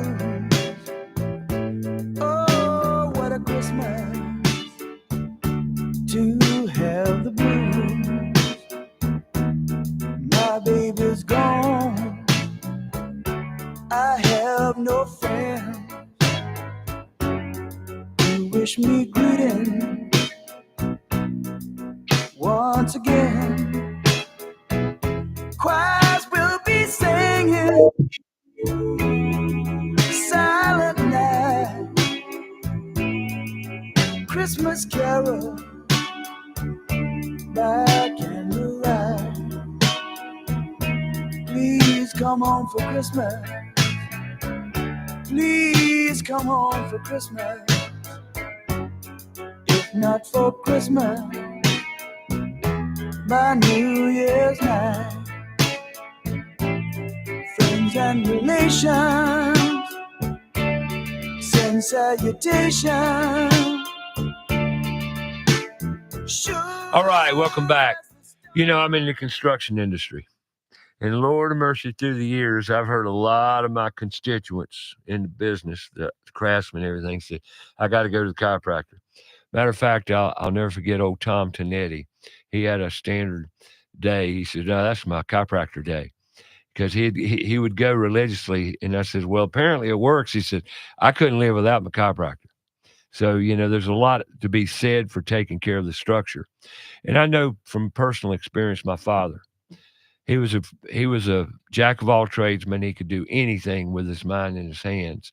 And thank God he gave it to me too. And I appreciate that. Thank you, Dad. But one thing he didn't do was take care of himself, his structure. He was overweight. He didn't know how to back off from the table, quit eating, and he didn't take care of his structure, meaning his skeleton. Do you see that a lot? Probably. Well, of course. You know, most of the people that we eventually see in our office usually are to the point where the body is pretty broken down. They're in a lot of pain. You know, usually it's something that's been neglected for a long time. We're usually the last resort, if you will, that they come see us. So yeah, usually with the time they come to see us, it's already kind of a breakdown scenario, and we're given the task of trying to reverse that as quickly as possible for them. So a little hint here, you know, get in there earlier. Take care. Well, yeah. Well, you need to take care of yourself. Absolutely. So, I mean, as a chiropractor, you know, this may not be surprising to hear from me, but I feel like everybody from birth should be checked. You know, the birthing process itself is traumatic. You're pulling a child through the vaginal canal, and you're twisting their head, and you're moving them through. A lot of these kids are kind of born with, you know, what we use a term called subluxation, which is the repeat that one. Subluxation. Subluxation. Yeah, subluxation. There you go. So word. Yeah, we just use that term. Subluxation. Yeah. Luxation is kind of a dislocation, and so a dislocation. So it's not quite dislocated, but something's not quite moving or lined up 100%. And these are things that, and in a child, you're going to see things like chronic ear infections or colic or irritability or continued bedwetting past the time that child should be potty trained throughout the night. So these are just neurological things that could be occurring because of that spinal misalignment. And this is why we see a lot of babies. Yeah. Got to stop on this one. Go for it. You're telling me that babies or infants, young kids, can be affected by misalignment, and it's going to manifest itself through ear infections, colic, and other ailments? Yes.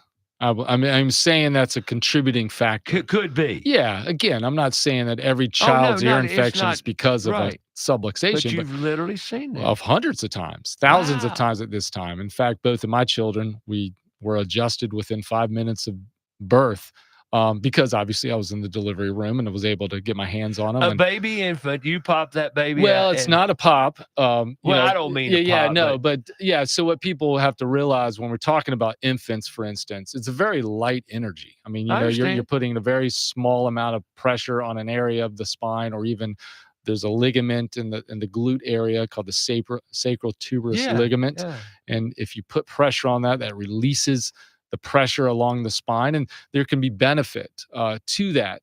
So I was saying that because, as children begin to walk, as children begin to sit in these infant seats, and you can look in a back seat of most cars and you'll see a child's neck all crooked, sleeping in the back seat.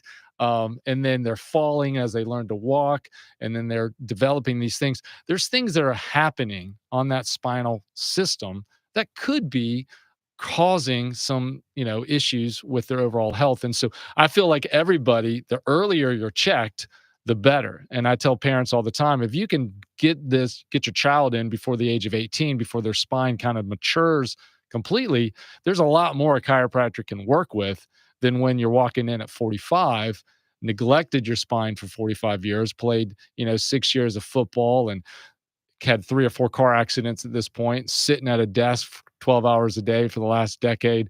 Those are a lot more difficult to work on than a younger child or a younger spine. So yeah, I think everybody could be benefited with a spinal checkup, but again, that's probably not news to anybody that a chiropractor is saying that. Well, yeah, tooting your own horn, but I understand it. Matter of fact, I had an adjustment on my legs. I went to an event one time where it was all about this German doctor coming in, and looking at people, and the fact is, he says 90% of most people, one leg is slightly longer or shorter than he said, but you can do an adjustment and adjust it. And come to find out, and I was asked to do it. I said, okay, sure. So I got on the table, and sure enough, and he said, look, and he showed me, and I says, I'll be dog, but he adjusted it and it went away. I don't know if that was some kind of hocus pocus or what, but hey, but it didn't bother me physically. And a lot of times it doesn't.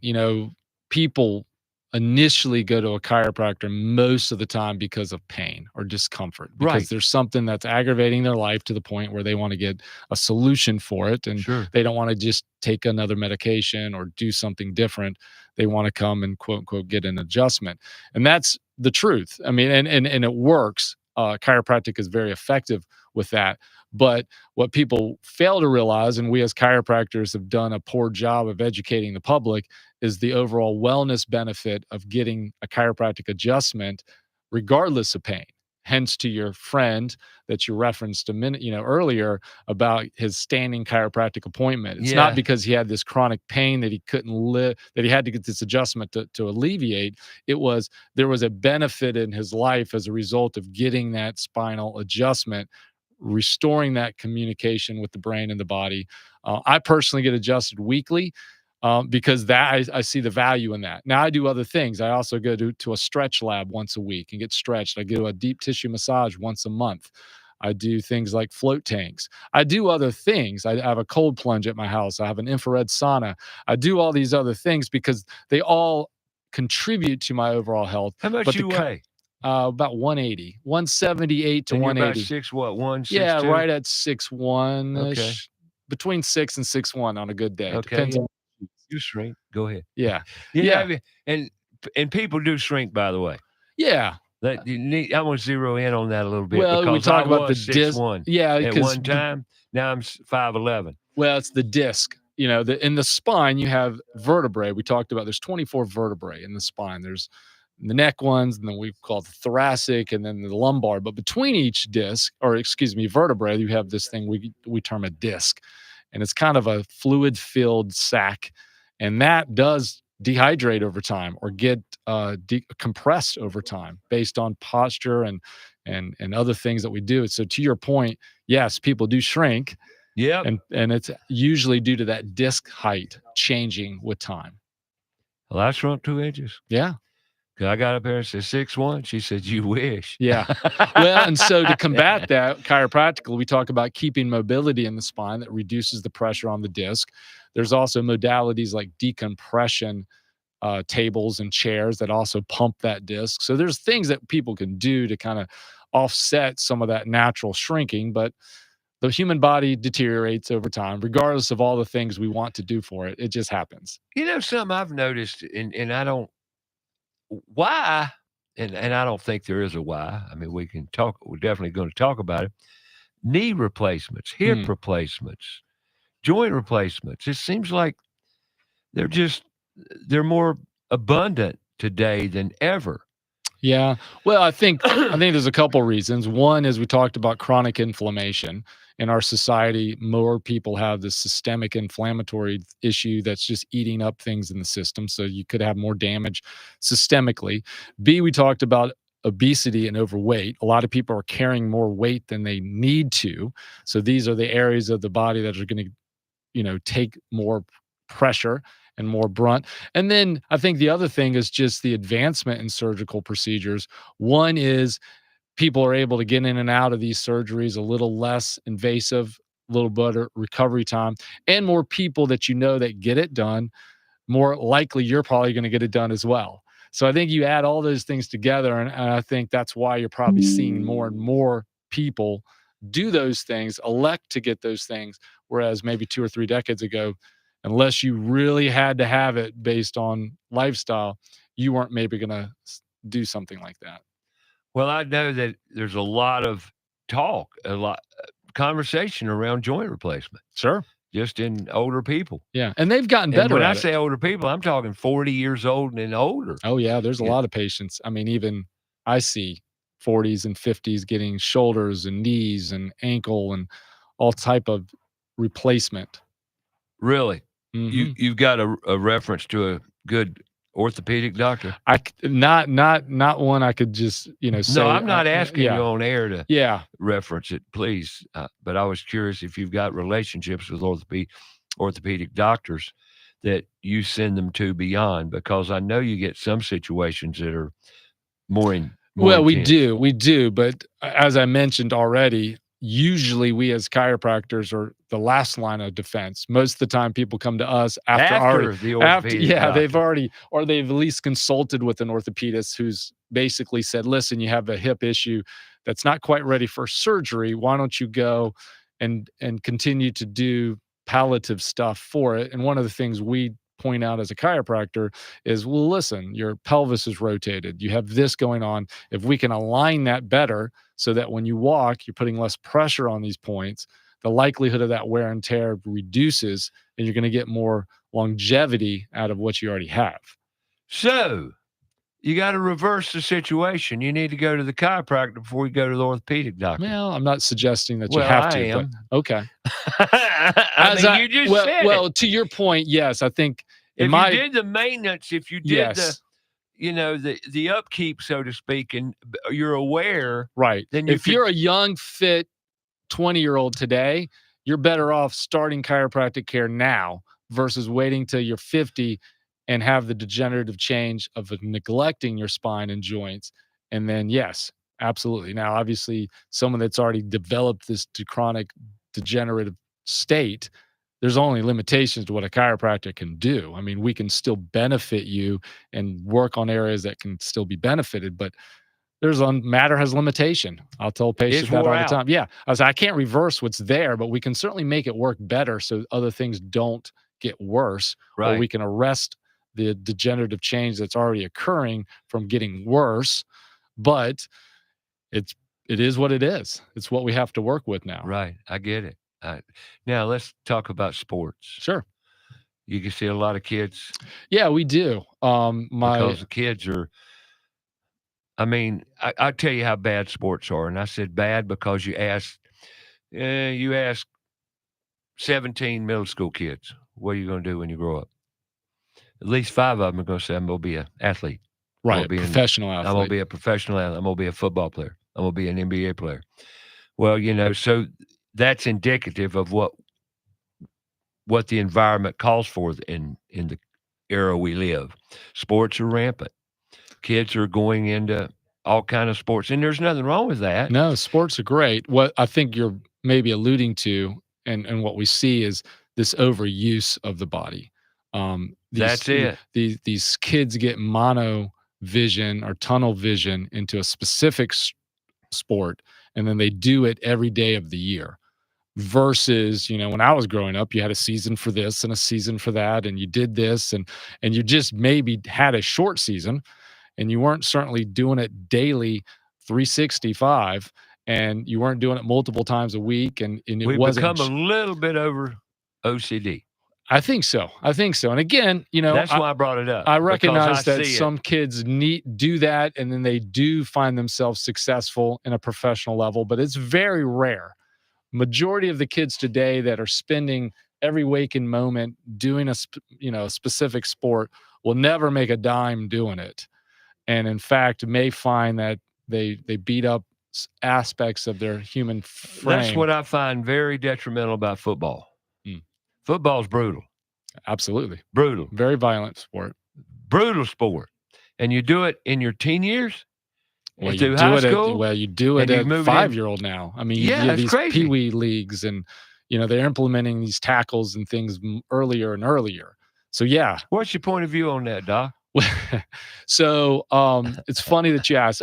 As a relatively athletic teenager, and I was, you mentioned I'm about 6 foot, 6'1". I was almost this size in 8th grade, 7th, 8th grade. So I grew fast. I was one of the bigger kids in school. You were a taller boy. Yeah, I was a taller boy. I had muscle mass. And so the coaches in my high school wanted me to play the different sports and participate. And the one thing that I could never get my father, who was a chiropractor, to allow me to do is play football.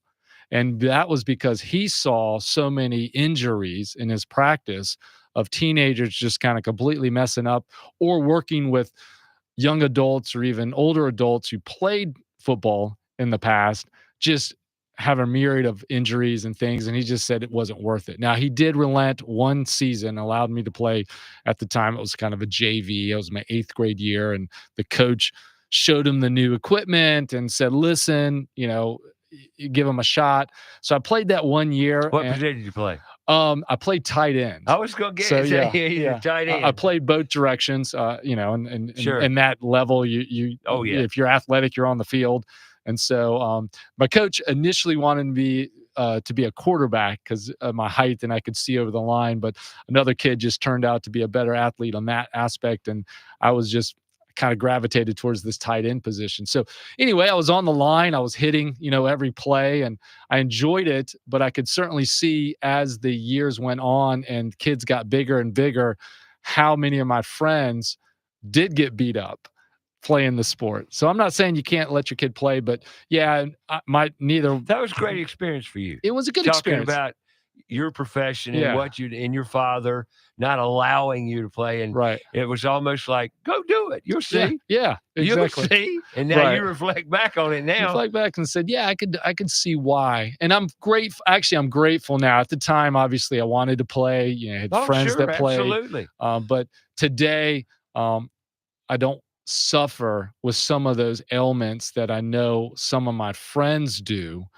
as a result of getting injured playing football. Now, you can get injured in anything. My sport ended up being soccer, and I ended up tearing the ligaments in my ankle one year and tearing the ligaments in my shoulder one year.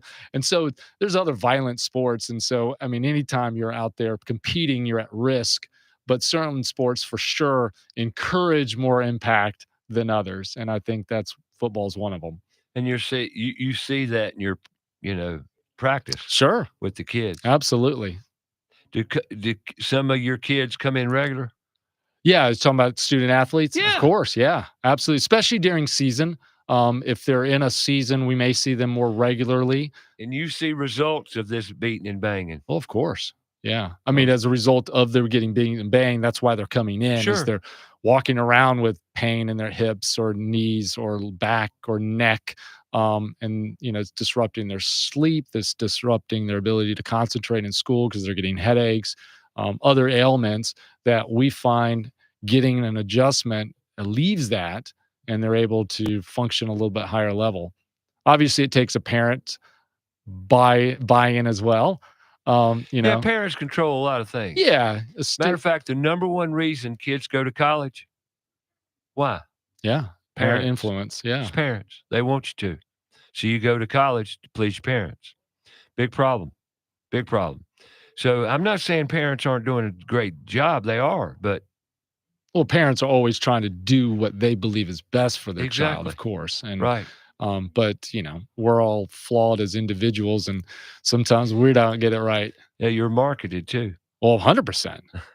I like that 100%. Yeah. Well, the students are marketed too. Oh, good Lord, yes, absolutely, no question. And that's the deal with digital media and cell phones and stuff today. I mean, my kids are exposed to things that oh my goodness, I wasn't exposed to for decades of my life, and within the first and second decade of theirs, they're more exposed to it and influenced by. One of the issues I see with our culture in general is we're overloaded. We're way TMI'd. Too much information. 100%. We're just that's by design. That's what confuses us. And we talked about this overcomplication of nutrition and health. It's because we have too many people telling us what to do from a different perspective. So everyone gets confused on what to do, or they don't follow through with the right thing long enough to see the results that they're looking for. Right. Well, I'll tell you something that it is confusing. Actually, health has become confusing, but there again, I and you both say it's real simple. I believe so. I'm happy to talk about what I believe is the simplistic aspect of health when we come back, if you want. I'd love to do that, because health is really very, very simple and cheap. Yeah. It's cheap. Meaning, I hear another conversation. We'll talk about it when we get back. The insurance game. You play that, don't you, Doc? Absolutely. Yeah, you got to, don't you? You have to. It's part of the industry. It's part of the game. I call it a game. Insurance. So you just can't go to the doctor. You got to check your insurance before you go to the doctor. Well, that is a big problem. In my opinion. My opinion. Your opinion. Because really what you're doing, to that point, what you're doing is you're allowing that company to dictate your health decisions. Bingo. Health is wealth. We'll be back.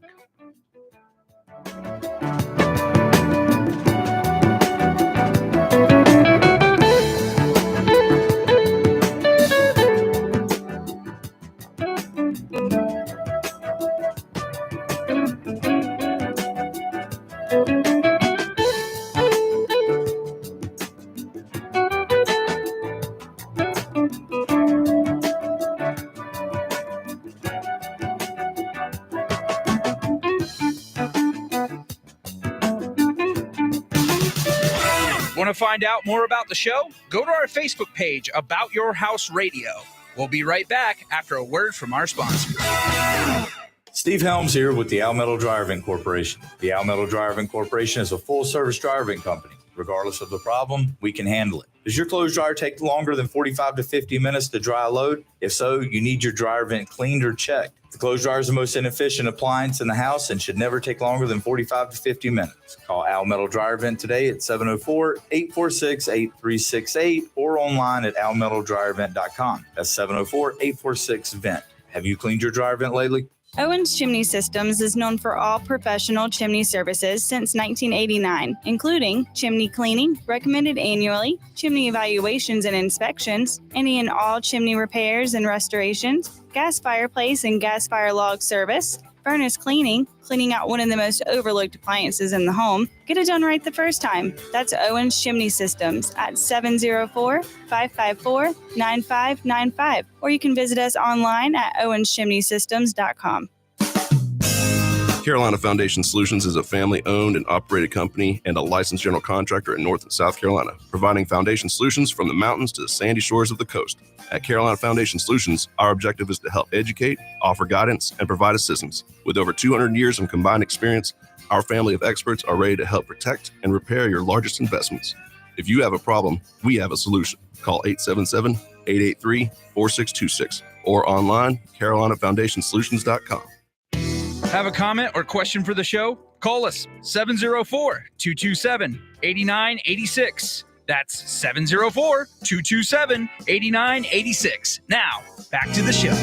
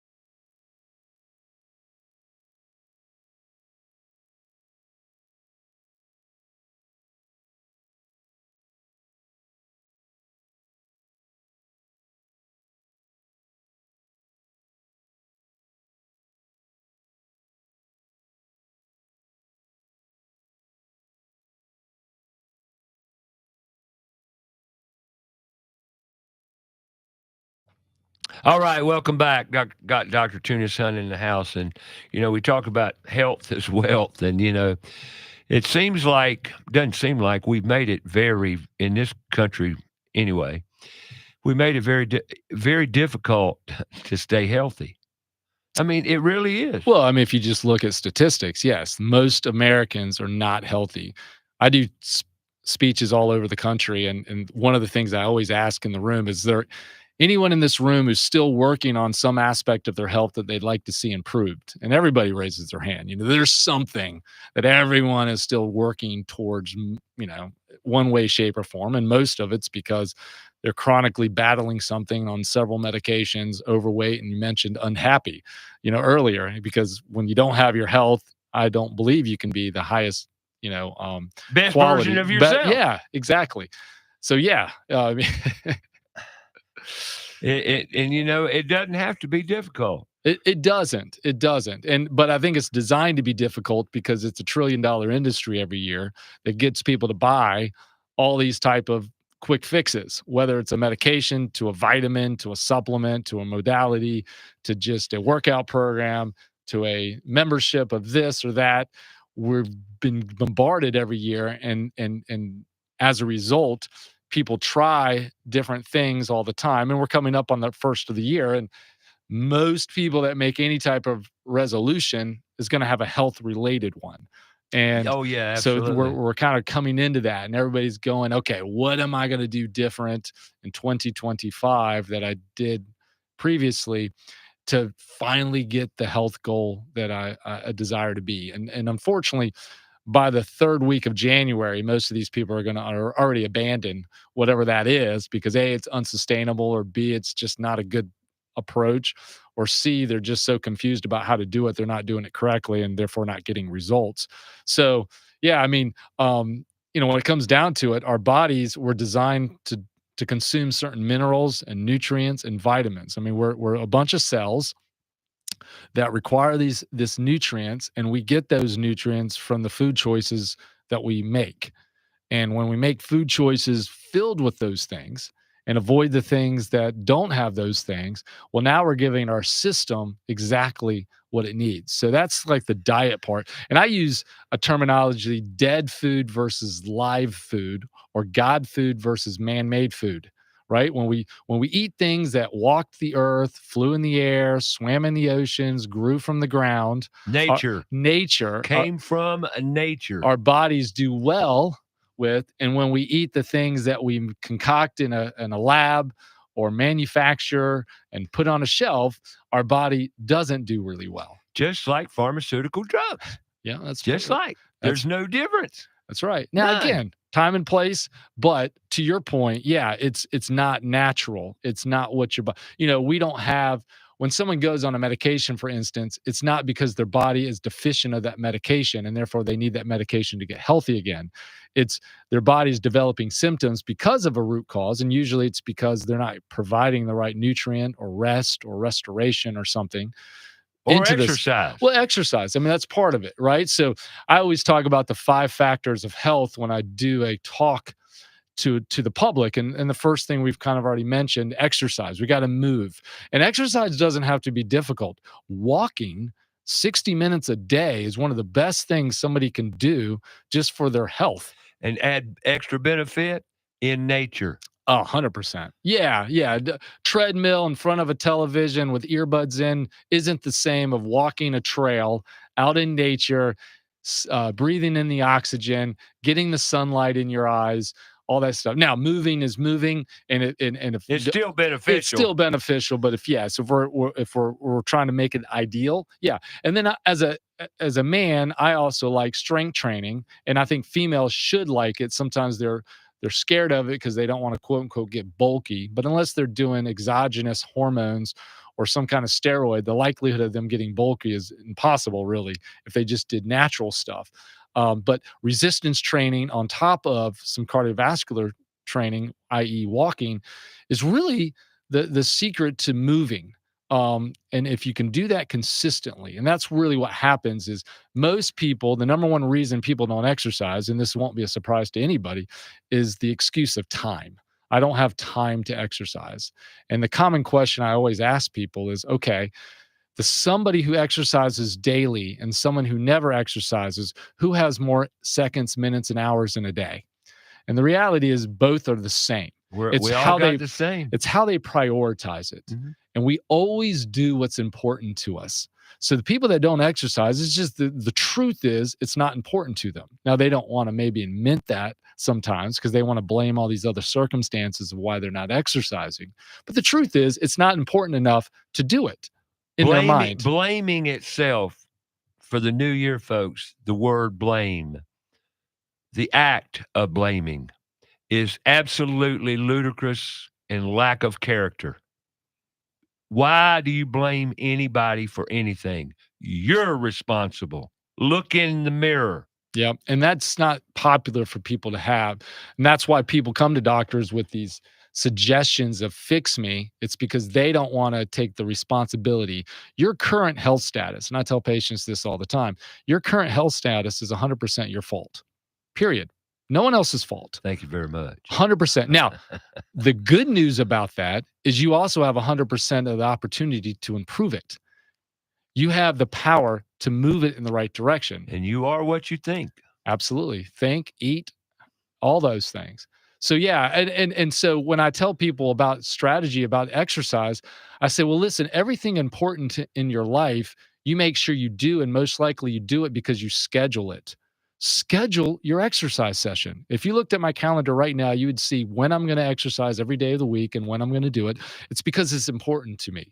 And if people make it important, they will schedule it and they'll put it on. And the second thing people do is they try to overcommit. They go from, I never exercise to January 1st, I'm going to exercise every day for an hour. No, well, you're never not going to do that. No, you're not going to do it. You may try for a week or two, but that willpower will run out and you won't do it. So I always suggest schedule twice a week. Start there. Because even if you miss a day, you have multiple days to make up for it. And now you can stay congruent with what you said you're going to do. And that builds momentum. So I think those are major things to kind of just implement when it comes to exercise. Well, I think self-discipline is a big problem for most people anyway. Oh, 100%. I mean, self-discipline is exactly what we're talking about. Self-discipline is prioritizing. I have a big issue with taking my vitamins every day. Now, why do I take vitamins? Because the food we're given at the store don't have them in it. Right. It's been stripped. The soil that grows the food in our society has been stripped of most of the nutrients. What you're getting from a quality of nutrients in today's produce are pale in comparison to what you got 50, 60 years ago. Absolutely. So to your point, yeah, unfortunately, we need to fortify. Now let's talk about this. What do I need? What vegetables? What vitamins do I need? Well, got to have vitamin D. Do we get enough sun? I sure don't. I live in a warehouse, no windows. Okay, well, I'm just saying vitamin D. We need D for health, a lot of health reasons.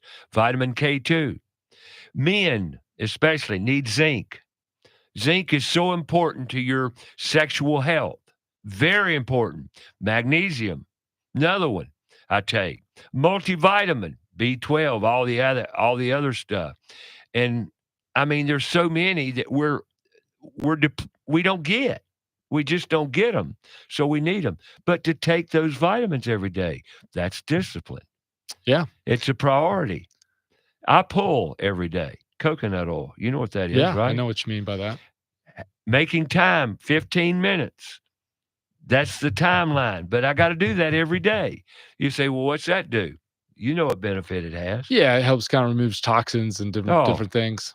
Pulling with coconut oil from a dental point of view is enormous. I mean, what the benefits are enormous, but they don't tell you about it because coconut oil is tremendous in benefit. Yeah. Well, what you're alluding to really is just this. You kind of find what you need to do, and then it's the discipline of doing it daily. Make it happen. And that's what's not sexy about getting healthy for most people is it's just boring.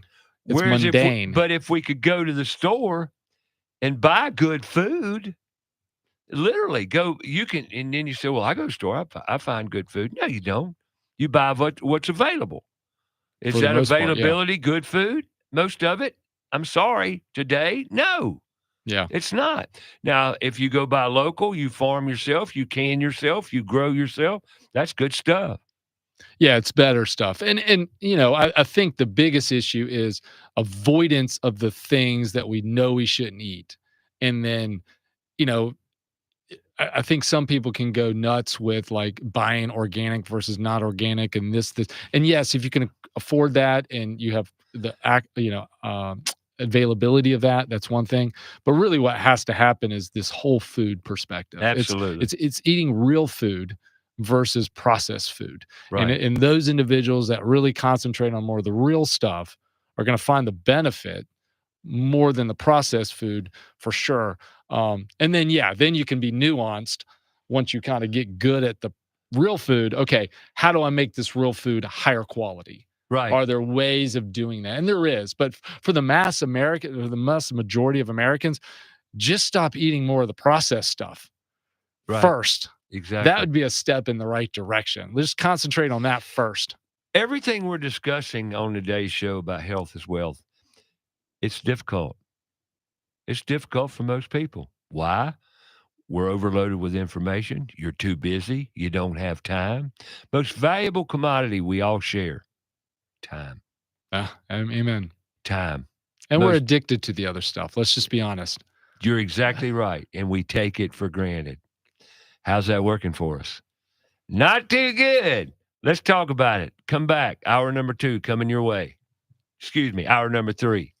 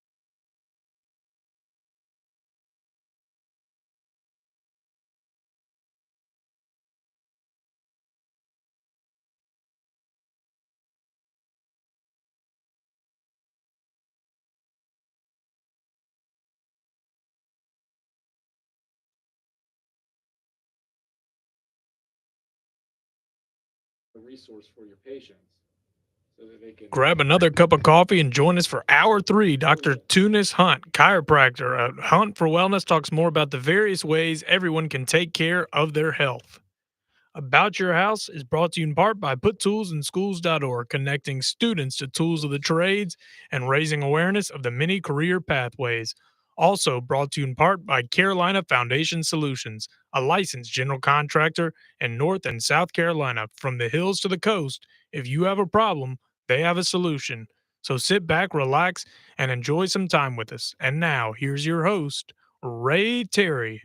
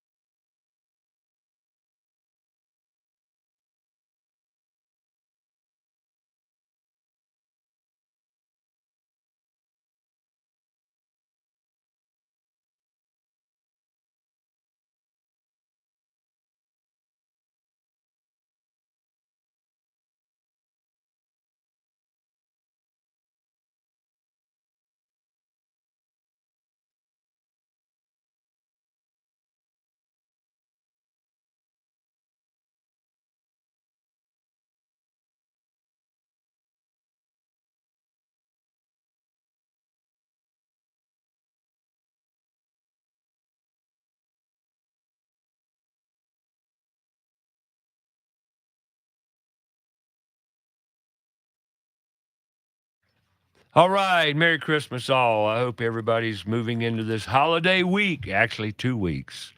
The slowest, deadest 2 weeks, lowest productivity of any 2 weeks of the year coming up. Happy Christmas to everybody. Happy holidays, and enjoy the first day of winter. Yep, gonna get cold now. Lady the other day, she said, it's too cold down here. I says, what? I says, we don't get cold at all anymore. Isn't that, to me, it's not cold unless it gets down below 20 or 15 and stay there for a couple of days. We rarely get that. Since you've been in Charlotte, you've seen the weather get warmer and warmer over the. It's been much more milder the last couple of years. I mean, it was funny. We were talking about the lack of snow in the last couple of years. I have 2 teenagers who would appreciate a snow day. Oh yeah. And so we were talking about that the other day, how we haven't seen it. You don't see it's a more lot of mild. snow. But listen, I want live here. I don't want snow, Well, I don't mind. I'd like to have 1 or 2 a year and, just disrupt things a little bit. Sure. But anyway. Well, let me take a minute here to thank Lixel. Lixel is a global company that sells American Standard plumbing fixtures. And last Monday, I had the honor and pleasure of working with them at one of our Put Tools in Schools events with Francis Bradley Middle School. We're dealing with a, nonprofit, Center360.org, with an after-school program with about 17 to 20-something kids. And Lixel came out and we presented plumbing profession and plumbing products to these kids. And something blew me away about this. Kids, what's the number one thing you use 3-4 times a day in your house? Maybe 5 times. What's the number one thing? Everybody uses it. Everybody. Every single person. There's no exception. Sink or toilet? Pick one. Toilet. You got it.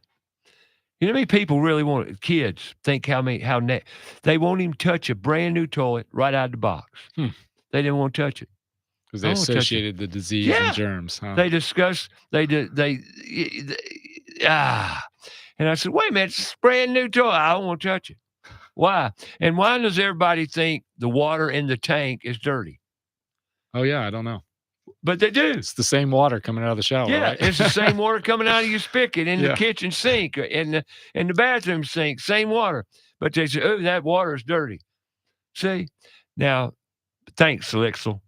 they donated that brand new toilet to put tools in schools as a teaching aid. And I'm going to use the heck out of it because one of the simplest things to fix in your house is the toilet. You ever fix your toilet? I have. See? I've done everything from fixing the flushing mechanism, or I don't know, flapper. the flapper. Yeah, that to flushes. actually installing a new toilet with the new ring and everything. Oh, yeah. Right. So you've done both. I've done both. Right. Well, you'd be surprised how many people don't even know how the darn thing works. And it's amazing. Blew me away. But anyway, thanks, Lixel. I appreciate it. Gina, Acosta, and crew, Cliff came out Monday and we talked to the kids. And it's amazing what they don't know. But that's Put Tools in Schools. And I'd like to invite all, please go to putttoolsinschools.org. Think about donating. We've got a lot of work to do next year. And I'll talk more about that next Saturday here on the show when David Richardson's coming in, a retired teacher, and we're going to talk about schools, education, Put Tools in Schools.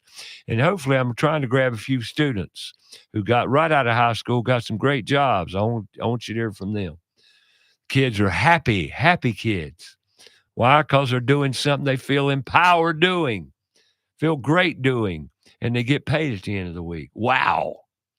They're happy. I love happy kids. But let me say this. When you learn to work with your hands and your mind, critical thinking, you are a happier person. You know why? God made it that way. It's a natural thing. And it's real simple. It's simple. Another way we've complicated the issue. We put more obstacles in the way. Mm-hmm. We're doing it big time. Don't seem to work real well, but enough about that. More about Put Tools in Schools next Saturday with David Richardson in the house. We're going to talk about the school education issues. And here again, it's not hard to fix. Pretty simple, but we got to do it. There's your problem. How are we going to do it? We're going to make it difficult. Doesn't have to be. Can be very simple. Real simple, actually. Why do we have to complicate everything? Yeah, I don't know. Well, I mean, I think it's designed by certain people to overcomplicate it. Money. Yeah, but I think subconsciously too, I think most people feel like a simple answer can't be correct. And they don't want to accept the simple answer as the actual thing that's going to get them the results that they want because it's too simple. It's almost like unbelievable because it's too simple. And so therefore they're like, no, it can't be that simple. It's got to be something I'm missing that I don't know about yet, or I need to implement that I have never done before to get the results that I haven't been able to get already. Right. And another part of this issue in America, the way we live, when you go do things, it seems like people take a negative approach. Every house I go into, about every, vast majority, they come up to me and say, is it going to work? Can you do it? I says, is there a problem? I says, come on, we got to be more positive here. Yeah. That's right. Yeah, be more positive. Well, and you can relate that to health too. You know, we were talking about what I call the 5 factors of health, and we talked about the exercise. We talked a little bit about real food, but one of it is how they think and their positive attitude and their willingness to see their body improve. If you ask most people what their health goal is, very few can actually articulate their perfect ideal health. Like, how much do you want to weigh? What does your physical fitness look like? How much are you sleeping? How much is your blood energy? pressure? Yeah. How much you weigh? Yeah. People don't know those things. And so I tell people, well, how are you going to hit a goal that you've never even defined before? And a lot of people say, I don't really want to know what I weigh. Right. Oh, well, no. That doesn't do you any good. I know. What? Yeah, put the head in the sand. Approach never gets you where you want to be. You have to A, know where you are, B, where you want to go. You know what you weigh right now. I do. You know what your BP's in the range of right now. And so do I. Yeah. Well, it's because mine. Right. It's right. I want to know what it is. I want to take full responsibility of it. Yeah. And therefore know what I have to do to move it in the direction I want it to go in if it's not there yet. And even know how to move it in that direction. Right. But you got to believe that you can get healthy. A lot of people just give up. They're like, well, I'm never going to be this ideal weight, or I'm never going to be able to give up this food, or I'm never going to be able to exercise like this. And they defeat themselves before they even get started. So that, you got to, we call it stinking thinking. And really one of the things that most people don't practice enough of is gratitude and just being thankful for what they have, So therefore they can get more of what they need and desire, but that's not what they do. They start every day off with everything they don't have, or comparing themselves with everything else on social media, instead of just getting quiet and being thankful for what they have and putting together gratitude. And you can't be grateful and scared, anxious, and nervous at the same time. Fear is your enemy. Absolutely. Fear will cripple you. Well, that's what they've done with the health industry. They've made you fearful of what's possible. Now they're your putting health. Things above your house in the sky to put fear in your brain. Yeah. And believe me, folks, that's all this is. Well, they want you to They're believe. fear-mongering you. Yeah, they want you to believe you can't be healthy without the use of medication, without going to certain doctors, without injecting yourself with certain concoctions, without doing whatever, that your ability to be healthy is impossible without all of this technology and Western influence, which is not true. They want you codependent. 100%. It's all about customer, a customer for life, right? And so now it's earlier and earlier. They're getting children on weight loss medication, which is obscene because now they're going to become reliant on this weight loss medication for the rest of their life. Or psychotropic drugs. Well, that's the other issue that we find. Yeah. Drugs, pharmaceuticals. Oh, we'll just give you another pill. Oh, that one's not working? Well, let's give you another one. Mm-hmm. There's one I might recommend. See how this works for you. Right. When in reality, you start putting the right food in your body, you start moving around, you start being grateful, you start walking around outside, you start getting better sleep. That's the other thing. Start feeling better about yourself. Right. Being lack of self-confidence. Believing in yourself. We've lost that due to these stupid phones. Yeah. We compare ourselves to other people. Why? You care about what other people think. Why? Be nice, spread love, joy, gratitude. Mm-hmm. Yeah, that's a big one. The patients that come in with the expectation of getting healthy always get healthy. And the ones that come in second guessing the approach and this, well, they're the ones that we seem to find that struggle the most getting those results. And I'm sorry to pick on you a little bit, but the whiners, quit it. Stop whining. Do something. Quit coming up with excuses. That's worse than blaming. Either way, you spoke of 5. Run down to 5. Yeah, you spoke of 3, I think. Right. We've covered the nutrition aspect. We covered the exercise. We just talked about thinking, gratitude. And the other one is rest, right? Sleep, restoration. So many people struggle with getting a good night's sleep. And I think that's because culturally we're doing a lot of wrong things in our bedroom and preparing for sleep that could be beneficial. Talk about that a little bit, because I personally have no problem with sleep. Yeah, and thankfully I don't either. But too many people do, and some of the things I know you're hearing it and seeing it and right. literally feeling it through your patients. Yeah, so some of it's going to be dietarily related. They're eating things that maybe are hyping them up prior to bedtime. Things, and certain people are more sensitive things like caffeine or sugars or other stimulants that are invading their ability to fall asleep. But simple things, or we mentioned the cell phones and televisions. A lot of times people are watching these flickering screens, these blue lights, late into the evening, which is disrupting a hormone called cortisol, which is kind of stimulating the brain to stay a little bit more active than they need to. And cortisol works inversely with another hormone called melatonin. And most people are familiar with melatonin. Right. And so what happens is cortisol is supposed to go down in the evening. Melatonin is supposed to go up in the evening to allow you to fall asleep.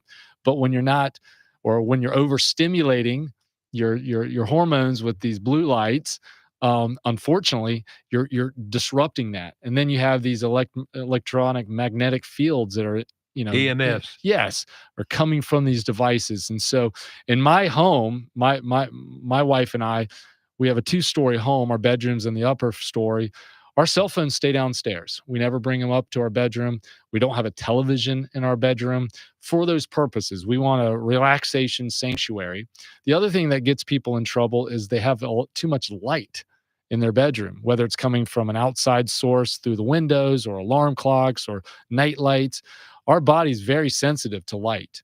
And when we're trying to fall asleep in a deep sleep, that light source can be a disruption, and therefore people are not getting that correct REM sleep level that they need.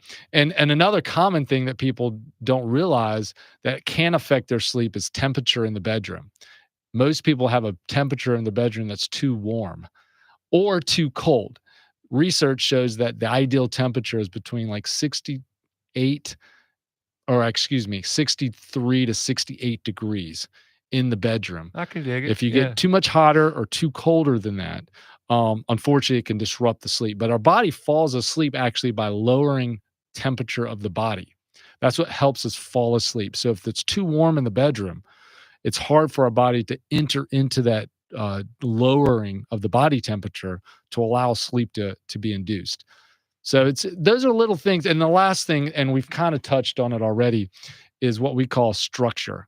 And that's where we talk about chiropractic. We'll talk about structure and this sleep and what happens when you're sleeping to your body. Well, we'll talk a little bit about what sleep really is all about. A lot of healing goes on when you're asleep. We'll talk about it. Have you ever woken up where the bed's soaking wet? We'll talk about that. And I'm not talking about urine either, okay? We'll talk about the reality of what's going on because there's a lot goes on. That's why rest is so important. We'll be back to talk about it right here on About Your House with Dr. Tunis Hunt. Hunting for wellness. Think we found it. If you're listening, we'll be back.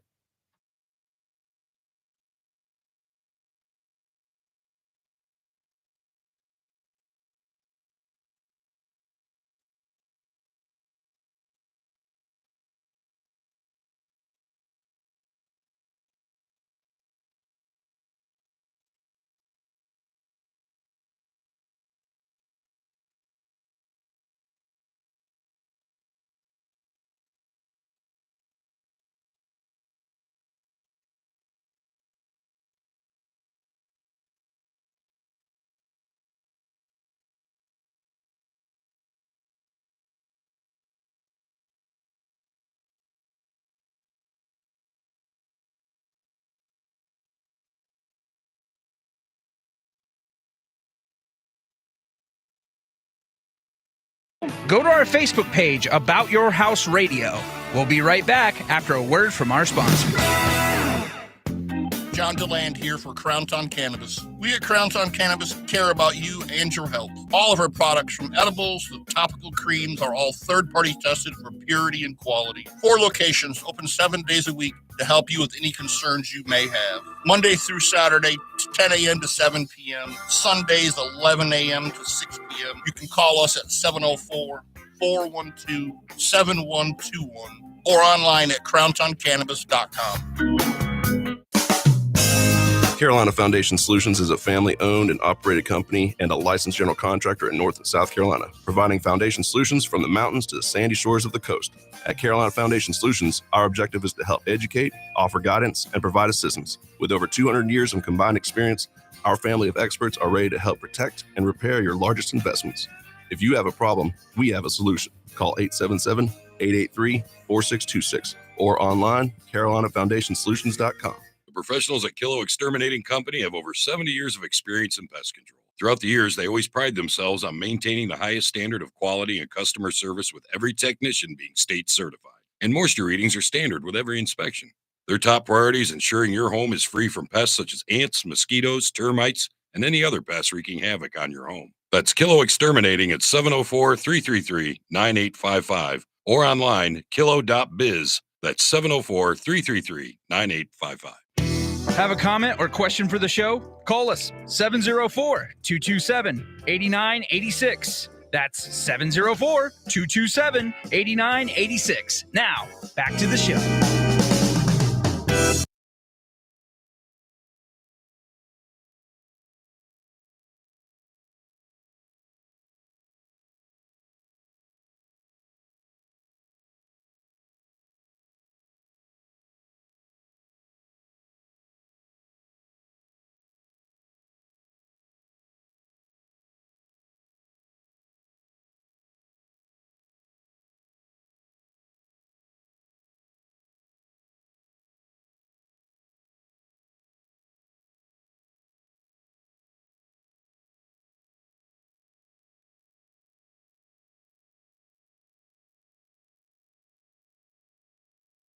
Let's go. All right, welcome back. Got Dr. Tunis Hunt in here with Hunt for Wellness. If you got any questions at all related to chiropractic health or medicine or anything, 704-227-8986. Love to hear from you. We're talking about sleep, how important sleep is. And sleep is very, very therapeutic, and it's just absolutely imperative for your good health. Well, yeah, it's designed to be restorative. I mean, that's why, in my opinion, God created it, is because our bodies function at a high level when we're in the waking hours, but it needs rest and repair. And during sleep is when that happens. And that's why it's imperative that people get quality and consistent sleep. Otherwise, it can lead to things like chronic disease and other things that really disrupt your health overall. I've known a lot of people that have a lot of issues with sleep. It's an epidemic. Yeah. And every one of them are not healthy. No. Unfortunately.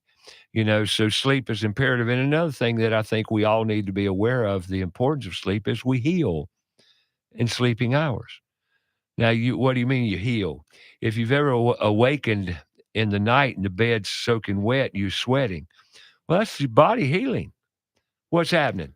Yeah, I mean, it's the metabolic processes in the body just stimulating healing tissues in some instances. Sometimes it's fighting things like bacteria or viruses. Our body uses temperature to fight off things. I mean, we kind of briefly mentioned it over the break here, was like fever. I mean, what's the point of a fever? The fever is a natural response of the body trying to kill something off. But unfortunately, what most people do is they try to go find a solution to reduce the fever as quickly as possible versus allowing the body to do the very thing it was designed to do to fix the problem. Fever itself is healing. Yes.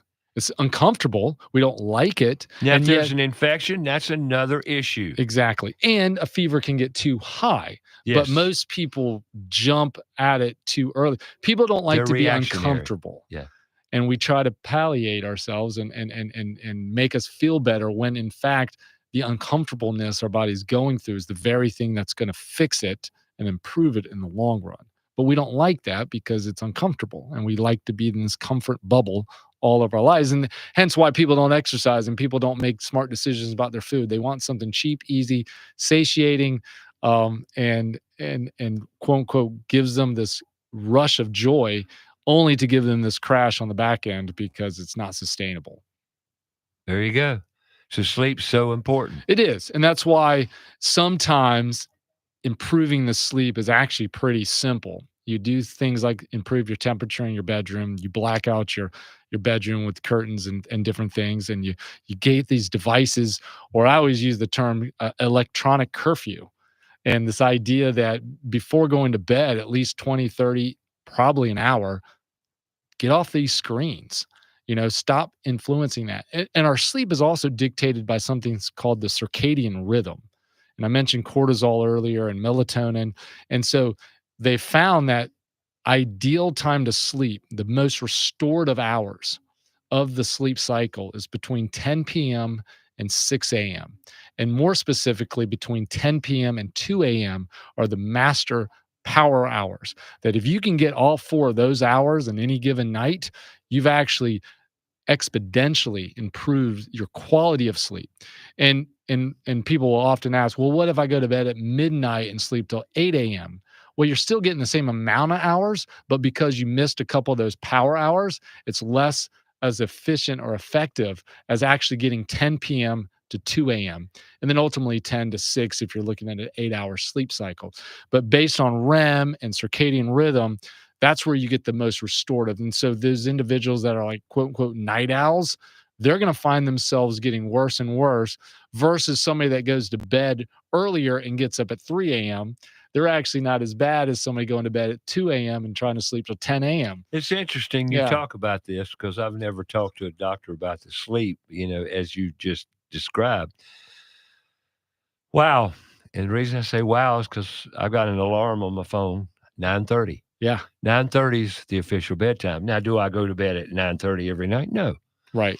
But that alarm's going to go off to say, hey, it's bedtime. And to the 10 o'clock hour. Yep.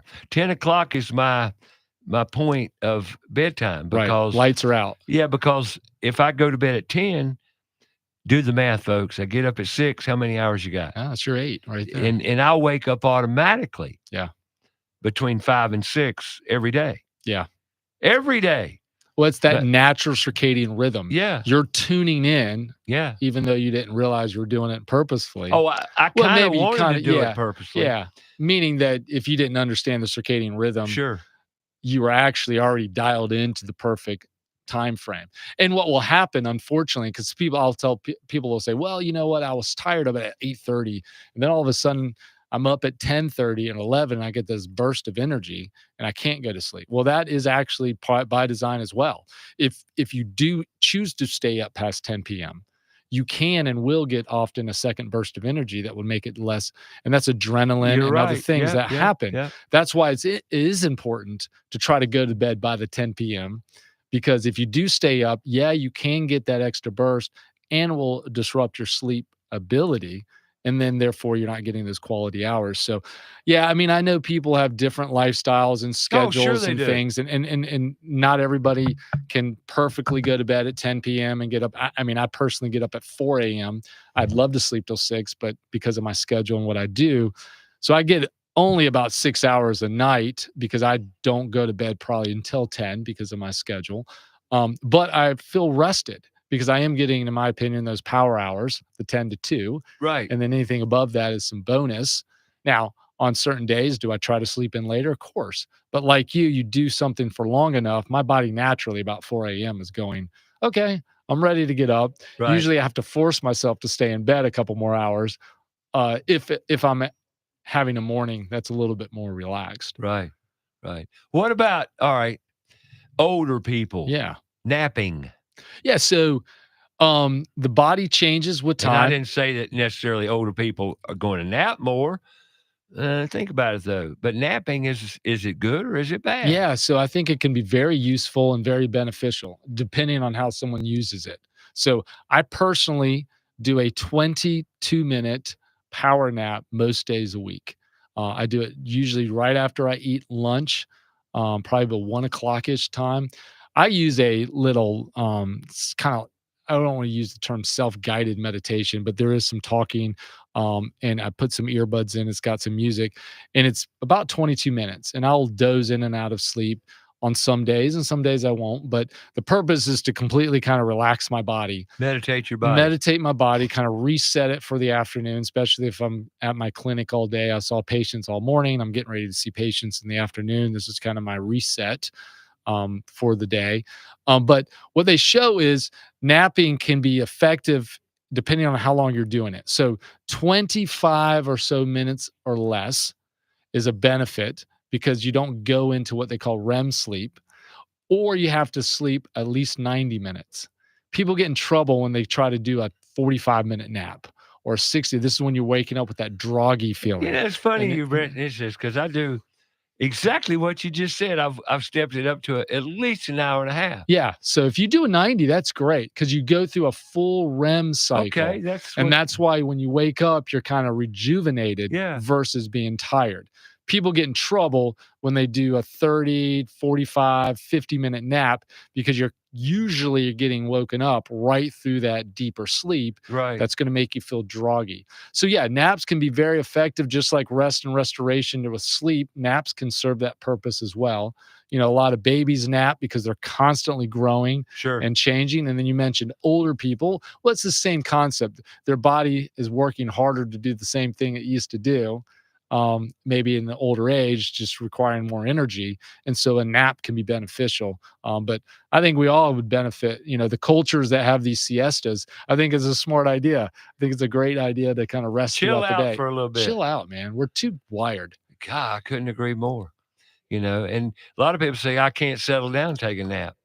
Boy, it's like a drug to me. I said, nap. Oh, give me the pill. Well, it's like anything. I love my bed. It's like anything you implement and you start doing, right? Your body gets more acclimated to it. And so it's almost like clockwork now. I finish my meal at lunchtime and it's almost within a few minutes that my body's going, all right, now you need to just turn off the lights, sit in your chair, and start doing it. Gotcha. And I miss it when I don't do it. That's for sure. Yeah. I like me some naps. I'm gonna tell you, especially after a meal, because a lot of times now I eat a pretty protein dense type of meal, but people that are eating a lot of carbohydrates or refined carbohydrates, you have this insulin spike. And our body usually gives us that dreariness anyway after a meal because all the effort is going to the gastrointestinal system to digest that food. And this is one of the reasons that classic don't swim for 30 minutes after you eat, is because your body really wants to use all the energy to the digestion of the food you just ate versus all this other activity or stuff that we try to do. Okay, we've talked a lot today about eating. We all need to eat. We are what we eat, basically. Okay. But how much do we need to eat? Breakfast, lunch, dinner? What do you think there, Doc? Well, I think as long as we're getting what our body requires, you can break it up however you want. Now, to your point, we are not designed to graze. We are not cattle. And I feel like most Americans treat food as a graze. You know, to your point, they get up and they have to have something to eat. Then they have to have something at 10 a.m. And then they have to have lunch. And then they have to have a 2 p.m. snack. Then they have to have dinner. And then they have to have a meal before, a snack before they go to bed. They're chronically grazing and not allowing the system to do what it's supposed to do, which is take the nutrients, utilize what's necessary, store what's necessary, and build this self-reliance of nutrients. You know, our bodies were designed to hunt, gather, and rest and fast. And we just don't do it as often as I think we should. It's also habitual. Well, it's a habit. Yeah. It's a habit. I need something to eat, something to put in my mouth. No, you don't. No. That's a large problem with obesity. You don't need but one meal a day, really. Well, yeah, most Americans can probably get away with not eating for 10 more days and be fine. I mean, you have to have hydration, but the reality is most of us have enough energy stored in our system already that if you didn't have another meal for 3 days, your body would be functioning at a high level. And you wouldn't, I mean, you would go through your habitual withdrawals and some of those physiological, psychological components that you would have to overcome as a result of not stuffing your face because of habit. But physiologically speaking, you would be fine. And we see things of this when these individuals go on these like shows like Survivor or these out in the wood things. Sure. And you see people, they're not eating, yet they're thriving and they're losing weight. And that's just the reality. Well, it's like this word fasting has become very popular in the eating world, you might say. So, are you a faster? Do you believe in fasting? What's your take on now? You're in diets. You got keto diet. You got this diet. You got that carnivore diet. You got all these diets. Yeah. So my philosophy and what I've done forever is I eat 2 meals a day. I usually don't have my first meal until the lunch hour ish, 12:30, 1 o'clock in the day. So I get up at 4. I mentioned that already. I go exercise. I go to my office. I'll see patients all morning. I'll do whatever is required of my body prior to any food going into it. And I feel amazing and I feel full of energy. Now, I'm not suggesting that somebody that did that tomorrow is going to feel that way, but the result is, or the truth is, I don't need that food to function. A lot of people are like, well, if I don't eat, how am I going to have energy? Well, your body has a lot of it. A lot. So I'll eat about midday, and then I'll have a meal in the evenings. And so those are really my 2 times. Now, is that every day, all day long, 365? Not necessarily. If I go on a vacation and there's a breakfast, I'll eat it, or, on occasion I'll do something else. But for the most part, that's exactly what I do. And I find that works really well for me. One of the other things that is an advantage of, we use a term called intermittent fasting. That's kind of what a lot of people talk about. It's this idea that there's 24 hours in a day. Out of those hours in the day, you only eat certain window of time.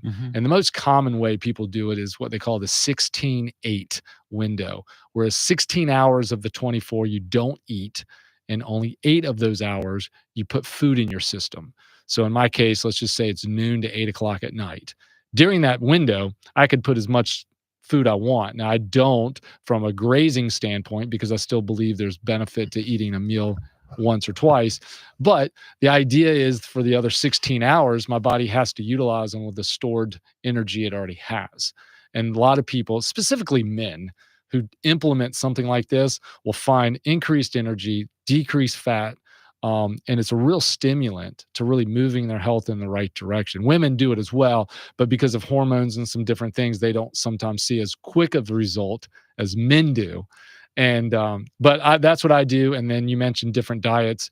I have over the last several years really been intrigued by this idea of carnivore diet, and that we as a species are really benefited by eating red meat. And that's not popular in today's society because that's villainized a lot of times. Villainized. But the truth it's becoming more and more popular. Well, it is, because more and more people that are trying it are seeing the amazing results of it. It's pretty and when you look yeah. at the breakdown of what's in a piece of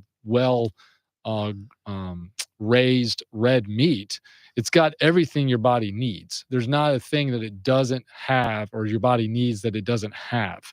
And so it's really a complete diet in and of itself. And I found that by concentrating on getting that in my system and then really avoiding the other stuff, again, I'm not perfect, but I try to avoid those other things as much as possible. My body has really, even the last 2 years, have seen a radical improvement on what I already considered was a pretty healthy lifestyle. Because I had avoided some of those other things for a long time. But that's what I do. I've been going along the intermittent fasting now for about 5 years. Okay. I eat 1 meal a day. Okay, typically. Yeah, and that's all. Another term they use is OMAD. Is that what they call it? Yeah, it's 1 meal a day. Yeah. And I'm not here to talk about what, like you do what you do. Mm-hmm. I don't do sugar. I minimize bread. Dairy. We don't need dairy. Like they've taught us to like dairy, like milk. I hadn't bought a half a gallon of milk in 10 years. Yeah. It's the breast milk of another animal. Yeah. We're the only species that does that on the planet. Why? Money. Yeah, it's an industry, right? It's an industry that concocted this idea that we all need this tons of milk. Babies need milk. Oh, by the way, did I say breast milk? Yes. They need breast milk. They need milk. That's right. Once they get a certain age. Yeah. And is there research? Is there things that show that milk can provide certain nutrients and things in the human body? Of course. Yeah. But to your point, it doesn't mean we have to eat it or drink it or consume it. If we're eating a good diet, right, we don't need it. Right. It's very inflammatory for most people. They don't recognize that. The way we homogenize it and process it. Yeah, pasteurize it. Process. Yeah. Now, if you have whole milk. Yeah, straight from the farm, straight from the cow, from the udder. Yeah, then you're going to have a more complete package of the enzymes and everything necessary that your body needs. But most people don't drink it in that form because it's not. Well, that's the bottom line, right? It's in many states it's illegal to sell it that way. You can't get it, which is just wild to think that for centuries, every farmer that's raised a cattle for hundreds and hundreds of years can directly drink it from the animal. But now we're outsmarted ourselves and said, no, unless it goes through these processes to protect us and make us safer. Quote, unquote, protect us. Bunk. Yeah. And I get with mass production and industry and travel, there's got to be parameters in place, but I think we've overcomplicated it. But we can't sell that equipment to farmers if we're not making them do it. Well, that's right. People, you got to think about all this. Follow the money. Well, that's what it comes down to. There's no wealth. Well, there's wealth and health, but there's no money to be made in healthy individuals. You got to be a customer. They got to keep you coming back. That's right. Well, a doctor has no I mean, the reality is, unless you're sick and need a product that they can prescribe or a procedure that they can do, there's no benefit for you to be a patient. I mean, what would you go there for? Right. And so that whole industry relies on the chronic sickness of our disease, of our society. And it's the same companies that own the pharmaceuticals that own a lot of the food manufacturing. It's kind of a revolving door. They feed you the food to make you sick so that you go take the medication to offset the symptoms. And that is reality. It's not popular to talk about, but it's true. But make sure your insurance covers it.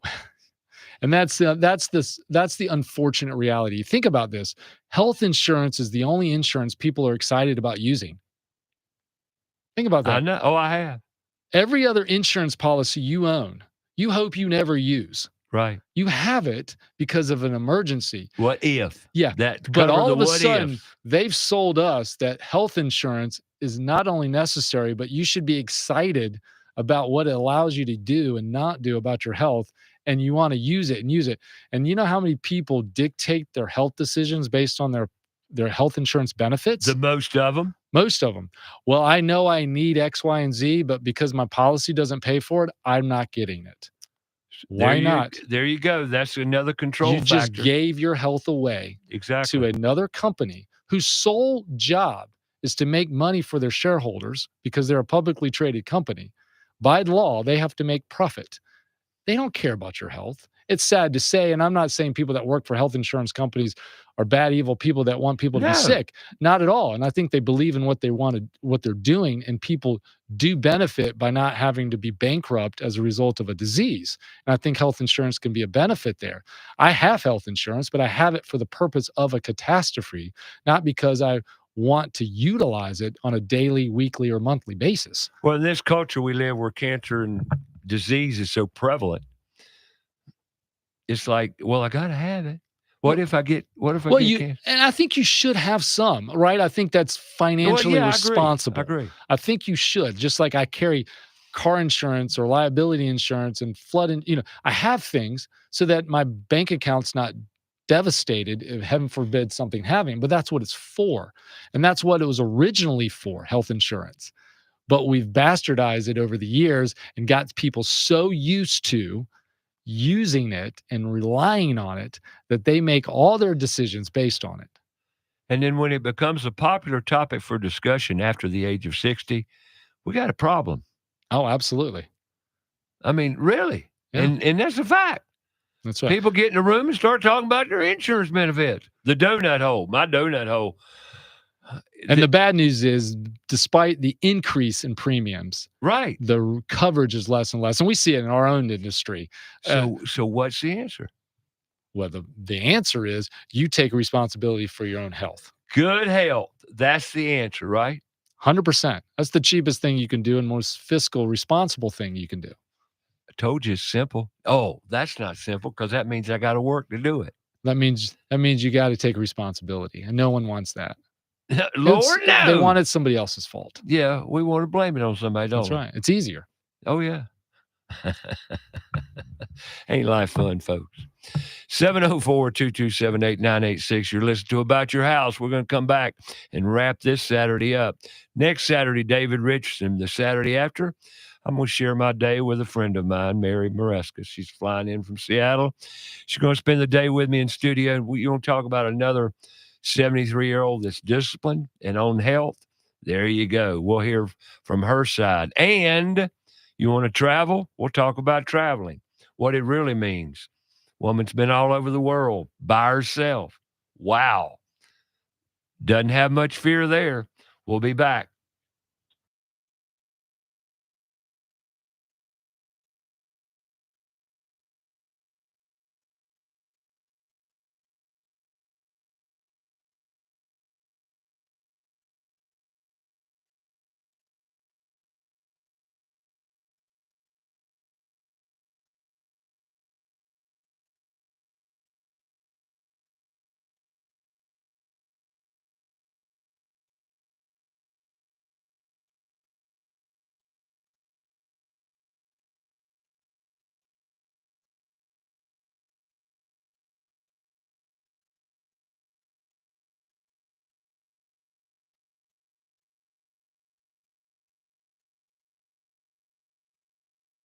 More about the show? Go to our Facebook page, About Your House Radio. We'll be right back after a word from our sponsor. Owens Chimney Systems is known for all professional chimney services since 1989, including chimney cleaning, recommended annually, chimney evaluations and inspections, any and all chimney repairs and restorations, gas fireplace and gas fire log service, furnace cleaning, cleaning out one of the most overlooked appliances in the home. Get it done right the first time. That's Owens Chimney Systems at 704-554-9595. Or you can visit us online at owenschimneysystems.com. Go outside and take a look at your home. Are the gutters doing their job? The number one enemy to your home is water. Most homes are built with small, inadequate gutters and small downspouts. ABS Insulating has a division of the company that does nothing but gutter services. All gutter services: cleaning, maintaining, repair, new downspouts, replacement, and new gutters with many types available. They're a leader when it comes to gutter protection. Call ABS Insulating today, 704-821-4343 or absinsulating.com. Steve Helms here with the Al Metal Driving Corporation. The Al Metal Driving Corporation is a full-service driving company. Regardless of the problem, we can handle it. Does your clothes dryer take longer than 45 to 50 minutes to dry a load? If so, you need your dryer vent cleaned or checked. The clothes dryer is the most inefficient appliance in the house and should never take longer than 45 to 50 minutes. Call Al Metal Dryer Vent today at 704-846-8368 or online at almetaldryervent.com. That's 704-846-VENT. Have you cleaned your dryer vent lately? Have a comment or question for the show? Call us 704-227-8986. That's 704-227-8986. Now, back to the show.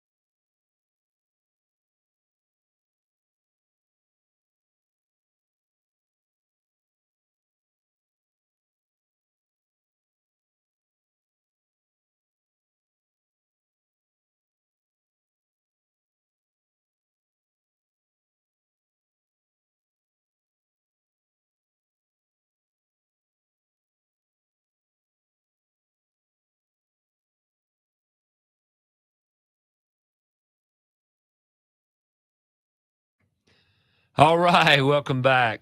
Rishton did a fine job today on our holiday music selection. Thank you, Mr. Cunningham. Thank Hacksaw, too. Okay, Hacksaw, thank you, too. Thank you, Hacksaw. You know, so Dr. Tunis Hunt's been in house today. I got to say a quick word about all the people in the construction industry that gathered this week at various locations in and around Charlotte, building tiny houses for people in Western North Carolina.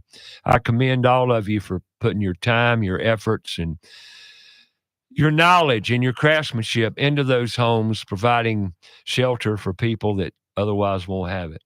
Great job, guys. A lot of it going on right now. Awesome.